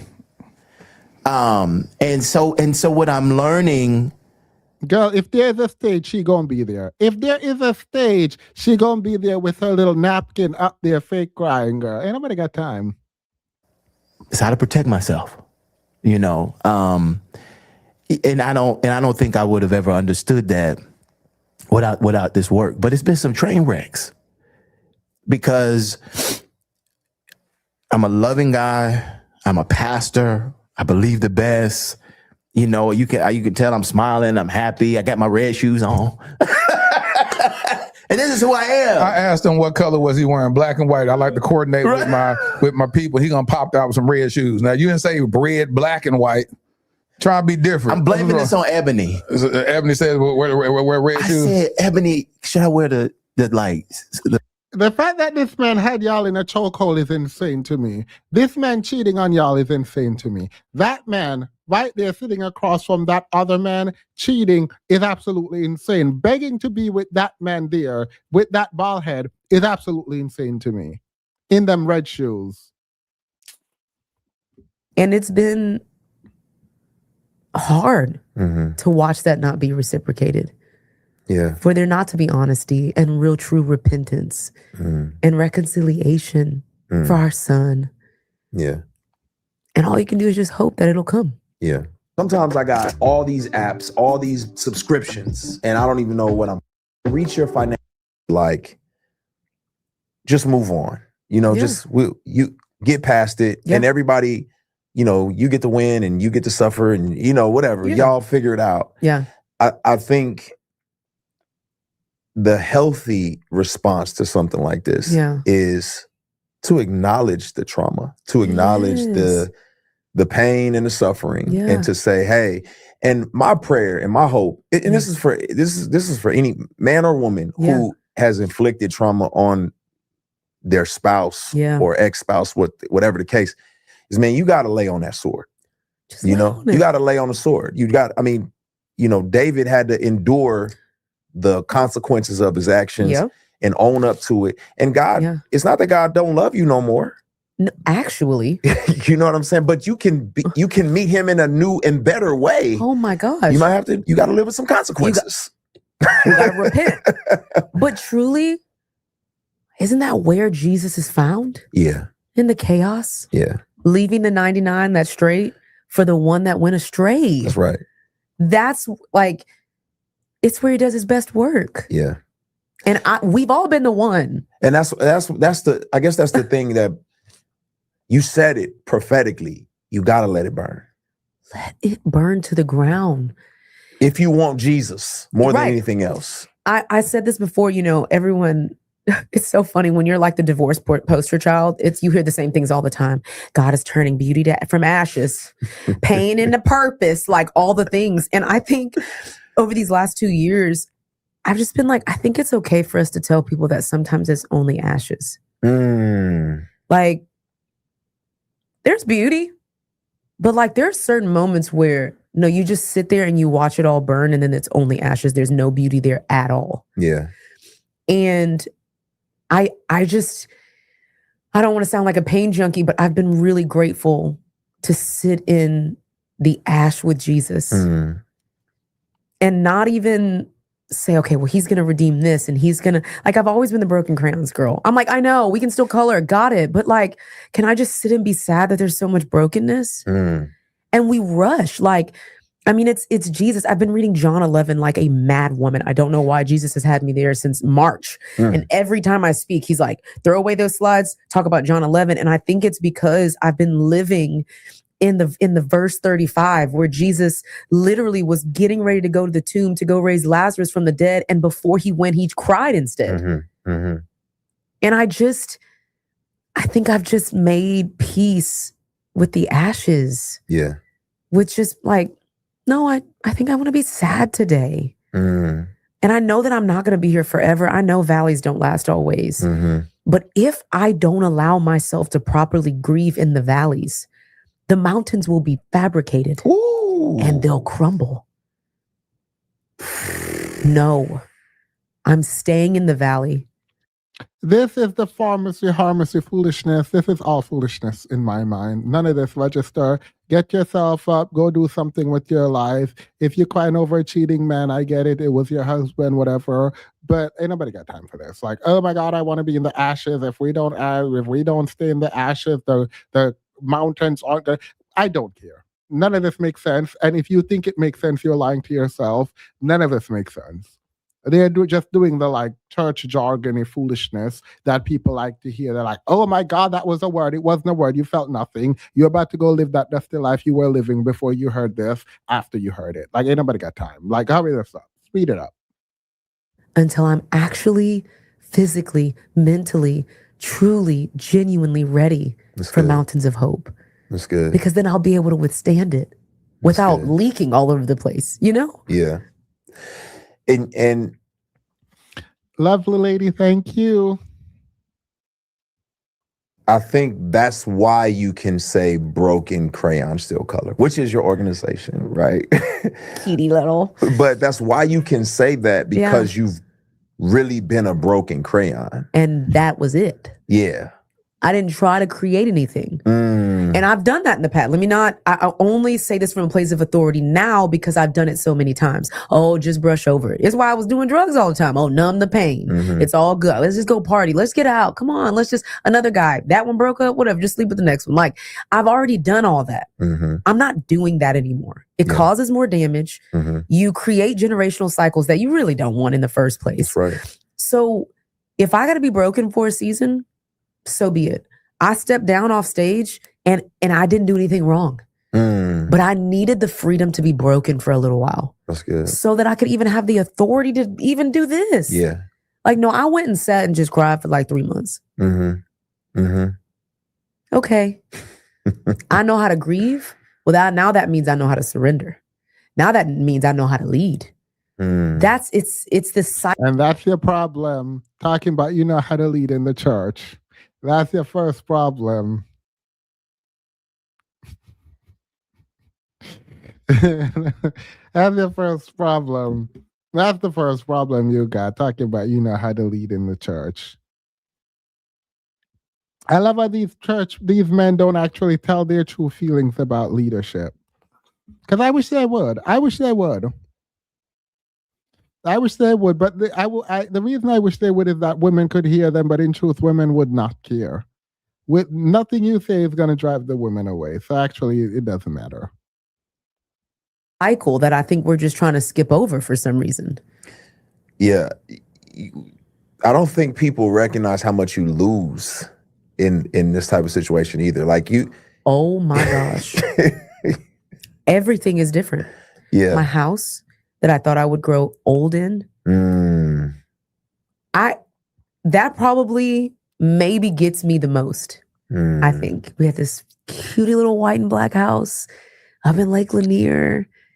I painted my son's wall green. Like I switched the fixtures, like that's how you know, like this is our house.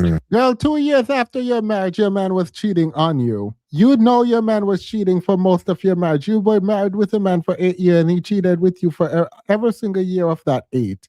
Why did you think you were going to live in that Lake Lanier house forever? Like, why do you think you were going to live in that Lake Lanier house forever, girl? Like, obviously, she's saying she was delusional at this point. So, like, I'm just talking to talk. But, like, your man been cheating. Unless you going to stick with a cheating man in Atlanta. Like, I don't know what to tell you. He probably was at, what's that gay club in Atlanta called? There was literally a TikTok about this. They said all the men, they said, this lady said she went Bulldogs.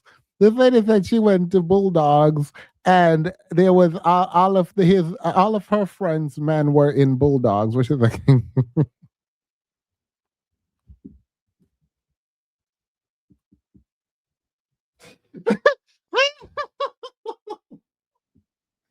Yeah, let's go to Bulldogs. Let's take a trip to Bulldogs and see what's up. Yeah, anyone in Atlanta? Let's go to Atlanta sometime this year and go to Bulldogs. Let's go look what's up, what's happening in Bulldogs, girl. They said that all of her friends' men's were in Bulldogs, and they were pretending like they didn't know it was a gay club. When they saw him, mind you, they were there allegedly, and when this lady walked in with her gay friend, they were pretending like they didn't know. Should I find that video?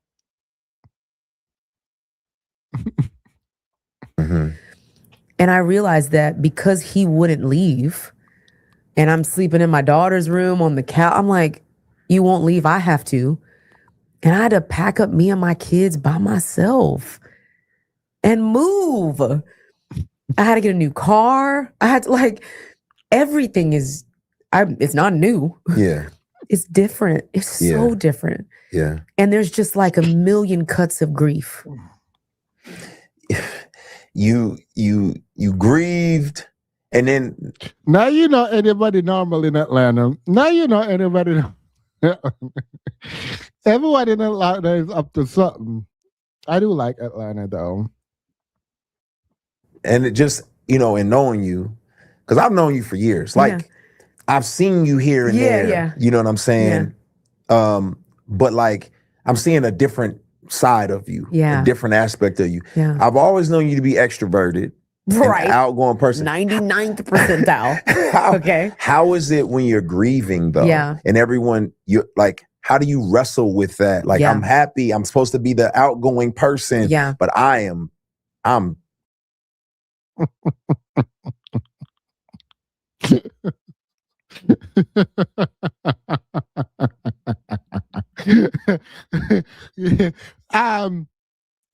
Asia, you're getting blocked. Run and tell, can you block Asia, please? Like, just go ahead and block Asia.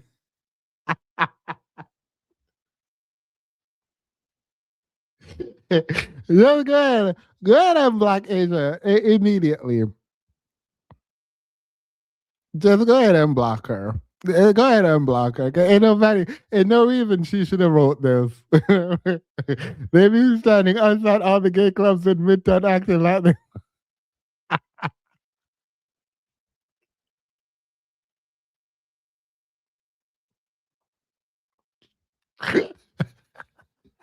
I don't even know why that's tickling me. I don't know why that's tickling me because I can just see them. I can see them in my head just like pretending, just walking back and forth.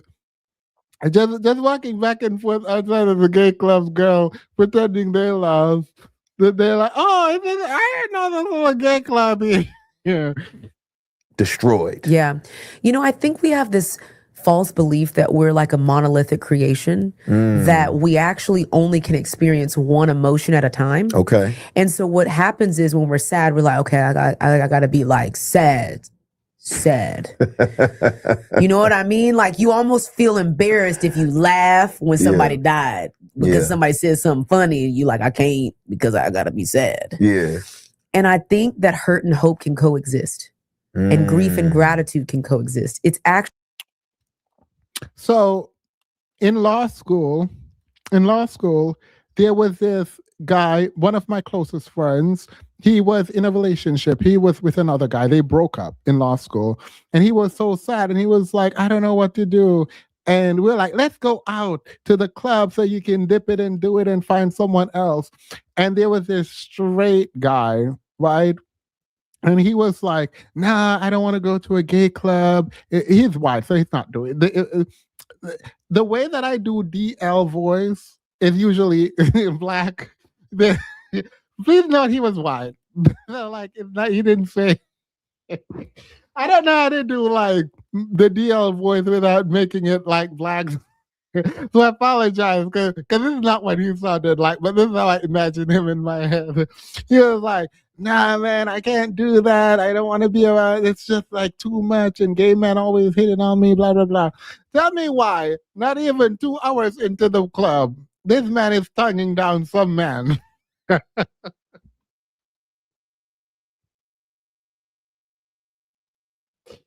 Anyway, he's married now. He's married now with children. So he was just kissing a guy. It's not gay to kiss a random guy at a club, allegedly. So he is now married, by the way. That's not a lie. Nothing I just said is a lie. What do you mean to a woman? Yes, to a woman. What do you yes, he's married to a woman.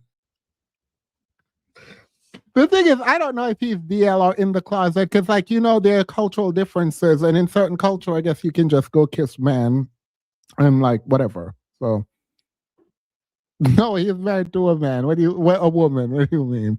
He's married to a good white lady. They're on my Instagram actually, and no, it's not my duty to tell her anything because I actually don't know if he's gay. I don't know if he's gay. What I do know is that he was kissing some guy in a club. That's all I know. And that don't make you gay. And that's none of my business, girl.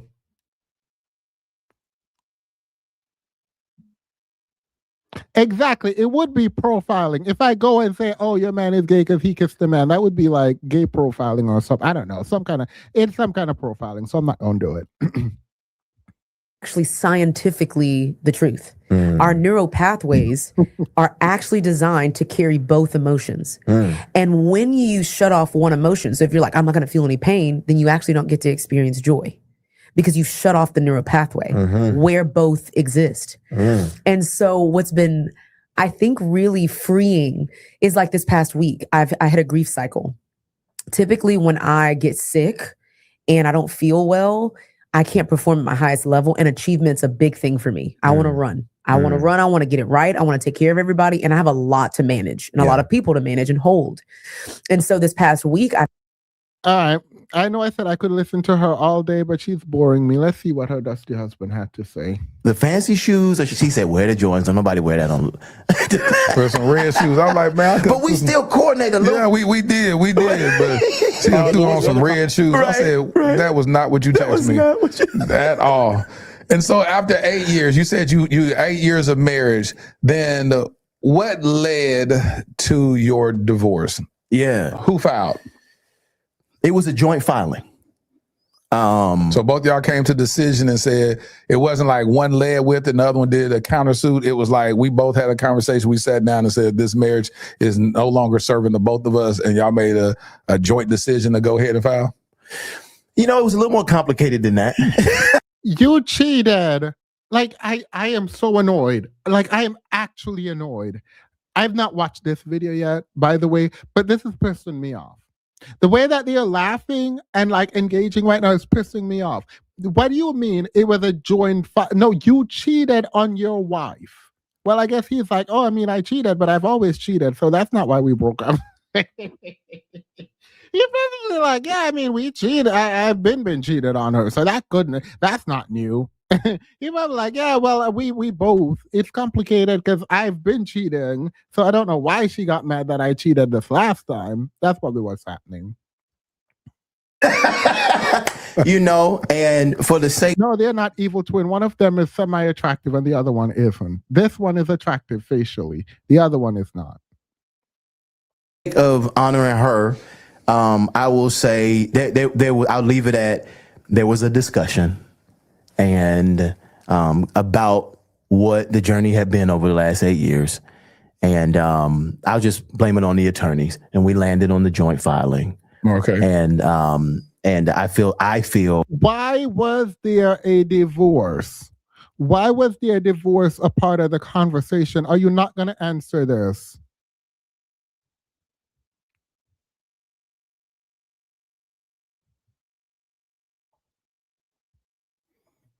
that accurately represents what our story has been, and what the discussions about divorce over the years have been.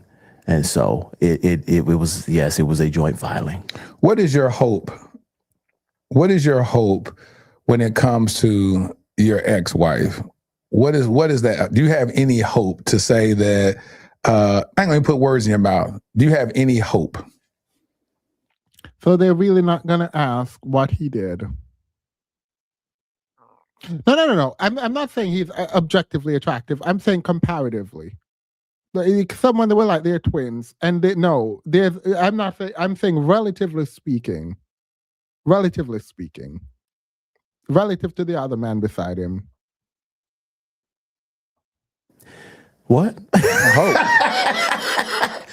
Hope about what? I don't know. You tell me. Wow. Also, no. This man, both of them, attractive or not, will be running through the community. Let's not play them games. Let's not play them games. Attractive or not, these men will run through the community. Let's not play them games. This one was cheating on his wife, and this one was cheating on his wife. No, apparently he was cheating on the wife with men and women. I don't know. But let's not pretend like y'all not letting these men. Y'all not giving these men a chance.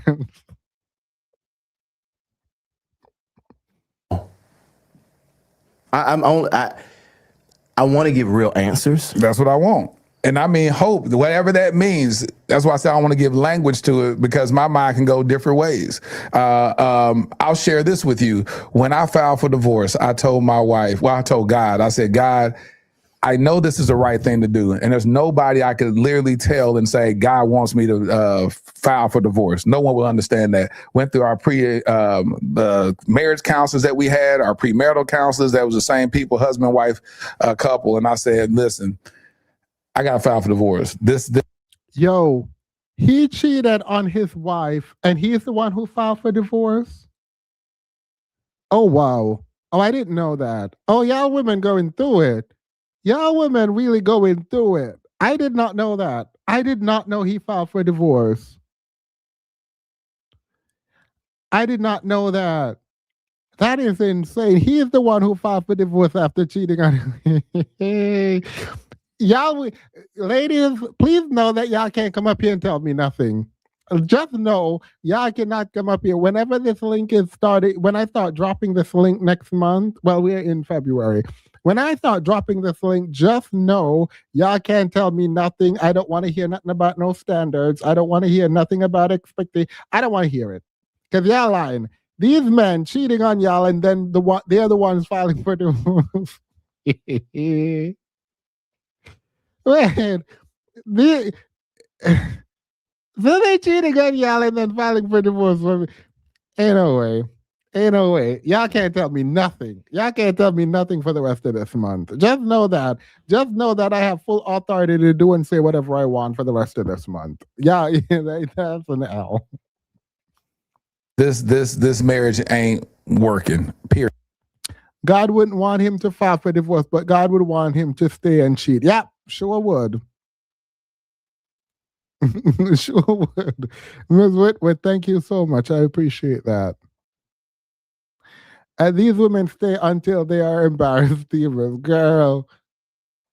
Period. And I'll be honest, the marriage counselors told me, do you realize you're doing the productions at Dr. Tony Evans Church? They hire you to produce the Christmas and Easter productions every year. Dr. Evans believes firmly in marriage. What do you think is going to look like if you, and I wouldn't even remember the church, they would just hire me to do that. What would it look like? How do you think he's going to feel if you file for divorce? He's really team family. I said, I'll be honest with you, I don't care what Dr. Evans says. I don't care if Bishop T.D. Jakes and the Pope came and sat down with me, all three of them, and told me to stay in this marriage. It's not that I have a rebellious heart. I know that this marriage, it is the right thing for me to do, to file for this divorce. This was 10 years in the making. It was me going through Celebrate Recovery, as you heard me say. It was me joining 1,000 Men of Prayer, consecrating myself, going to retreats, all this stuff. And I said, this marriage isn't working. I never give the details of what. All I always say is that I throw myself on the bus and say, this is what I did. I cheated on my wife in the past. And I said, but at this point, I said, this marriage is no longer working. So I went and filed for divorce. I said, but if I'm right, God, I said, if I'm right by this, you'll teach me how to divorce my wife with grace, as well as we'll be able to be cordial in the future. Man, when I tell you, even after my divorce, I remember one day, God told me, get up and go mow her yard. I said, what I'm gonna look like? I'm like a crazy person out there mowing the yard at a place. He said, go do it. I'm teaching you servitude. You didn't steward her heart properly while you were married. I want her to see a changed, restored, delivered man. I said, what that got to do with mowing the yard? I mean, I'll have no accountability to her seeing me as a changed person. He said, go do it. I went out there and cut the yard. About 2 weeks later, I didn't even tell her that. She called me. She said, it's strange that did you just so happen to cut my yard? Because I don't know nobody else. I was asking the neighbors if they get their yard cut, and the person decided to cut the yard, and no one was like, I don't know. Like, well, no, my lawn care guy did not mow your yard. She said, so you're the last person. Did you mow my yard? God, he cheated on his wife with grace too. God told him how to cheat on his wife with grace.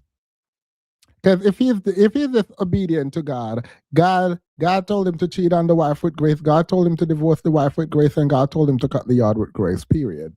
These men are liars, they're degenerate, and they're useless. But there's going to be a bunch of women sitting up there listening to them. I said, yeah. She said, why did you do that? I said, God told me to. And she was like, that was really nice of you. She didn't tell you, so God told you to mow the lawn, but didn't tell you to not cheat on me when we were married, period. And I said, hey, that's the least I can do. Had a quick conversation. That was done. A couple of years later, this woman that I had was dealing with towards the tail end of our marriage, I end up sharing with her the stuff that towards the tail end of our marriage. This woman that you were dealing with while you were cheating on your wife, towards the tail end of your marriage is an insane way to say the woman you were dealing with while you were married. So the woman you were, like, that is insane. Towards the tail end of my marriage, this woman that I was dealing with is insane. That's an insane statement to make. The woman that I was dealing with towards the tail end of our marriage is an insane statement to make by a degenerate, useless man that talks about God. So you ask God about how to leave the marriage with grace while you were cheating on your wife. Because if it's at the tail end of your marriage that you were dealing with another woman, you were cheating on your wife while God was giving you the template to leave the marriage with grace. God is telling you how to leave a marriage with grace while you are actively cheating on your wife.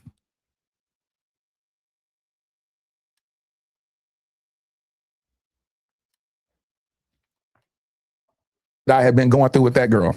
And she said, I just can't believe that you'll ever put up with a woman that treated you like that. I said, I know. That's what I went through. And then she was just like, had a cool little conversation. So you told a woman that your wife was treating you poorly while you were cheating on your wife with said woman, and that woman, dusty and degenerate, mind you, that woman is trash, mind you. Absolute trash. To sit up there with a married man who you're cheating with and have him tell you about how terribly his wife is treating him while he's still married to that wife and you're cheating with him. Trash. Absolute trash. Mind you, there's some side chick who come up here talking about some, oh my God, side chicks are winning. No, you're not. The thing is, I don't have the heat for side chick usually. Morally, I dislike you. Let's be very clear. If I've never said this outright, let me say that. Morally, I dislike you. The reason I don't drag you is because you are not obligated by any measure of the word to keep a man faithful. That is not your duty. So I will never, ever drag you in response to a man cheating. On your own, though, you're going to get dragged. On your own, you're going to get dragged. Yeah, absolutely you will.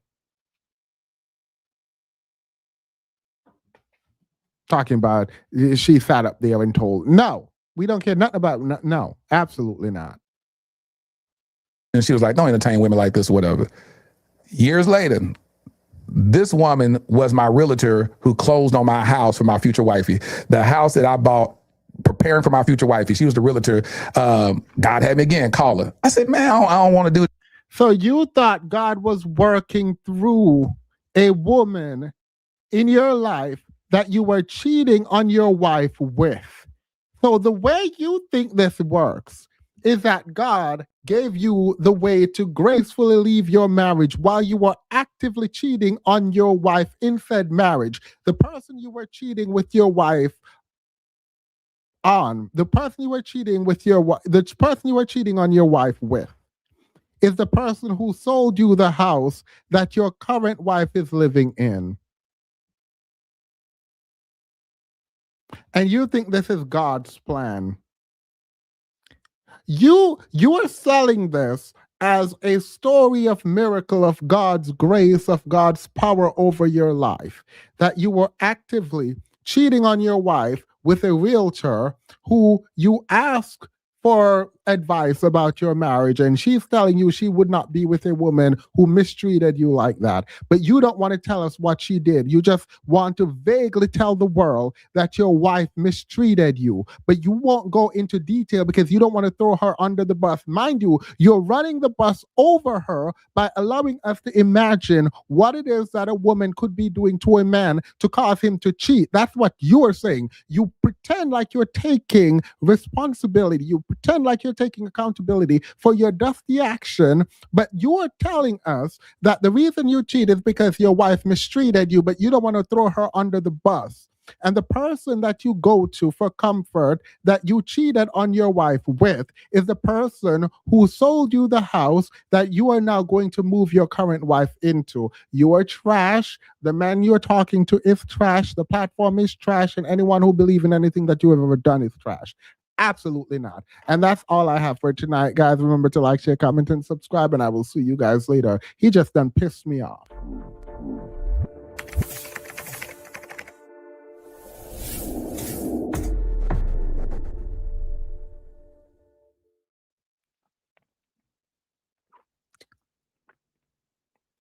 Men aren't smart, it seems. And so it is getting harder and harder for me to believe that these men are tricking women. It is getting harder and harder for me to believe that these men are pulling the wool over women's eyes. It is getting harder and harder for me to believe that this man lied about wanting to be in a marriage while cheating on his wife. The wife knows he's cheating, and he is the one who ended up filing for divorce. And that don't even make sense to me. The way I would be embarrassed, like you cheated on me and then filed for divorce, girl, we something gonna give. Ain't no way. And listening to these men talk, these good godly men talk, is enough to tell you who they are. The fact that there are women sitting around listening to these men and pretending like these men are good tells you all you need to know about psychology of the people listening, because there is no reason to believe that these are good men. There's no reason. These men are trash. And the part that annoys me the most is him throwing his ex-wife under the bus, pretending that he cheated because of something the wife was doing to him.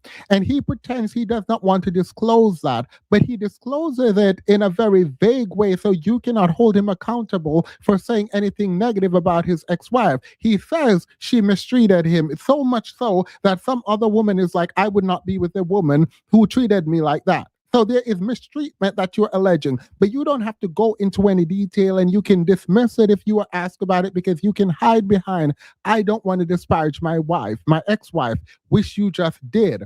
And the ex-wife is probably hearing this, talking about, oh, he's a good man, we are cordial, he takes care of me, he came and cut my lawn.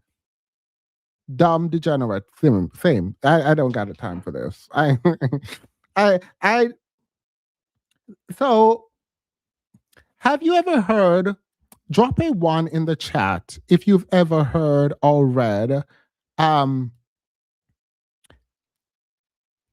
see, I do this now.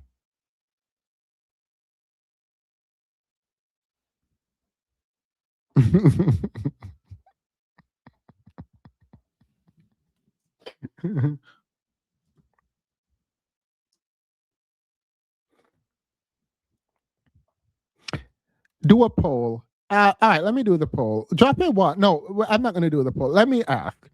Have you ever heard or read the allegory of the cave? Drop a 1 if you have, drop a 2 if you've not. Have you ever read or heard about the allegory of the cave? 1 yes, 2 no. Because I just want to skip to the shorthand. Wait, so many of you haven't. Oh, that's insane. Oh, that's insane. Oh, no. You guys need to know this. No. This is something you do need to know. My bad. All right. So the allegory of the cave goes something like this. I'm going to do the shorthand for it. There are a bunch of prisoners in a cave. They are chained in a way that they can only see the wall, right? They can only see the cave wall. They can't move their head at all, right? There is a light behind them or somewhere that allows the reflection of shadows to come into the cave on the wall, right? They've never been outside of the cave. They were born in the shackles. They can only face the wall. They can't look to the side or anything. They can only look forward to the wall, right? The people who pass outside cast a shadow onto the wall, and they start naming these shadows. They start thinking about these shadows as gods. The shadows becomes their world, right? They do not know anything outside of the shadows, right? And they name them, they're their gods, whatever. You name them, you give them identity, whatever, right? One of the prisoners escapes, is freed, actually. He's freed, he does not move, but ultimately he gets pushed out there. He gets pushed outside of the cave and he sees the sun. We can talk about the first principles, but I'm not going to get into the idiosyncratic part of this. He sees the sun, he sees the trees, he sees everything. He sees the world, right? The world is bigger than the cave and the shadows. He is now aware of this, and he wants to go back now and tell his fellow cave members of the world outside. He goes back into the cave and he is trying to explain to these prisoners about this new world out there, right? When you go into the light, your eyes adjust. You cannot see as well in the dark as you probably could. And they're trying to test him to see if he's not like a crazy person, right?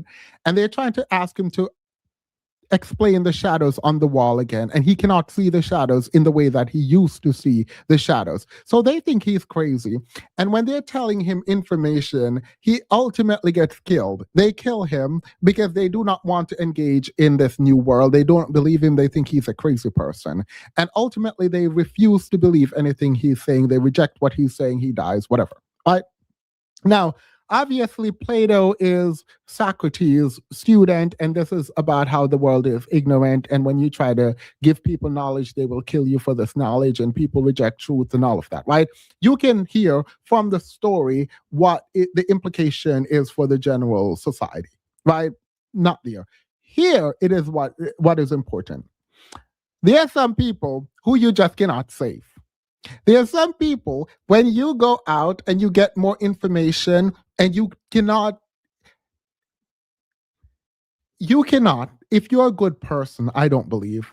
I don't believe you can keep certain things that allows a kind of psychological freedom or even literal freedom to yourself. You want to share that with people. The unfortunate truth is there are a lot of people who are not ready for that kind of truth, right? And they're unwilling to accept or engage with anything meaningful that will change their current reality. And so they will reject you, kill you, discard you because they don't want to change. They don't want what it is that they believe in to be messed with in any meaningful way. That's the general way we tell that story, right? That is the general way we tell the story. The allegory of the cave is ultimately about people's unwillingness to acknowledge new information, internalize it, and grow with new information, right? That is one way to interpret the story. I have never interpreted the story that way. I've never interpreted the story that way. It is the most basic way to interpret it. And my philosophy teacher and I got into an argument about this. There's a separate way to interpret the story. And this is the way I do it. And I'm not telling y'all to do it. However, I think that if we think about this in the context of the men being chained and they might never be able to experience the real world, it is a disservice and you are causing more psychological harm to give people information that they cannot use or they will not use. The problem becomes, how do you determine if the information you're going to give someone is something that they will use or that they can use? And that is where, that for me is the determining factor in what you tell people and what you don't tell people. Because if those men chained to that wall will never be able to experience the outside because they will be trapped in there forever, it is, I think, adding more suffering to them already suffering to tell them about a world that they will never experience. I believe as long as you tell me you're a Christian woman, I'm not going to engage with you and telling you about how degenerate these people are. That is my take. My takeaway from the story is that there are people who are not ready, and it will cause them more harm to give them information when they are not ready for it. That is my takeaway. My professor think that this is one of the worst ways to interpret the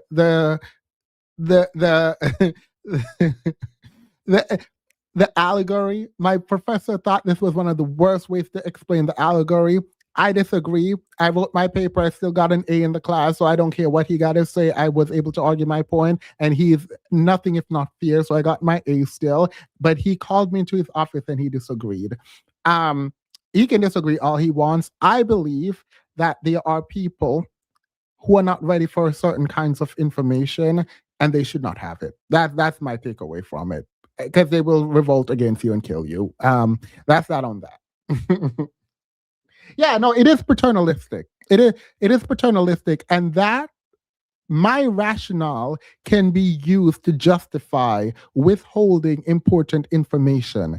The premise that my application of the allegory of the cave relies on is that we're operating in good faith.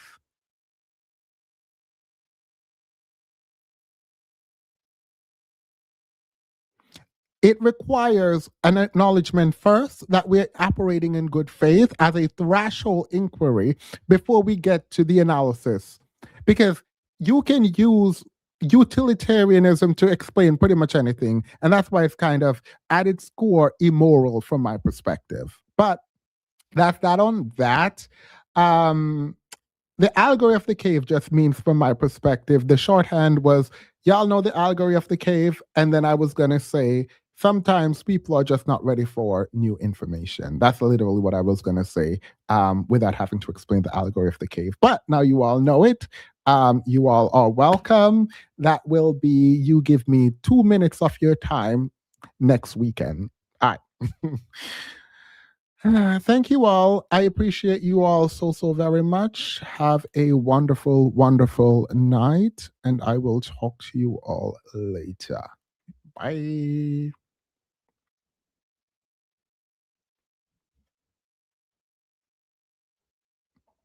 I think his wife was gay.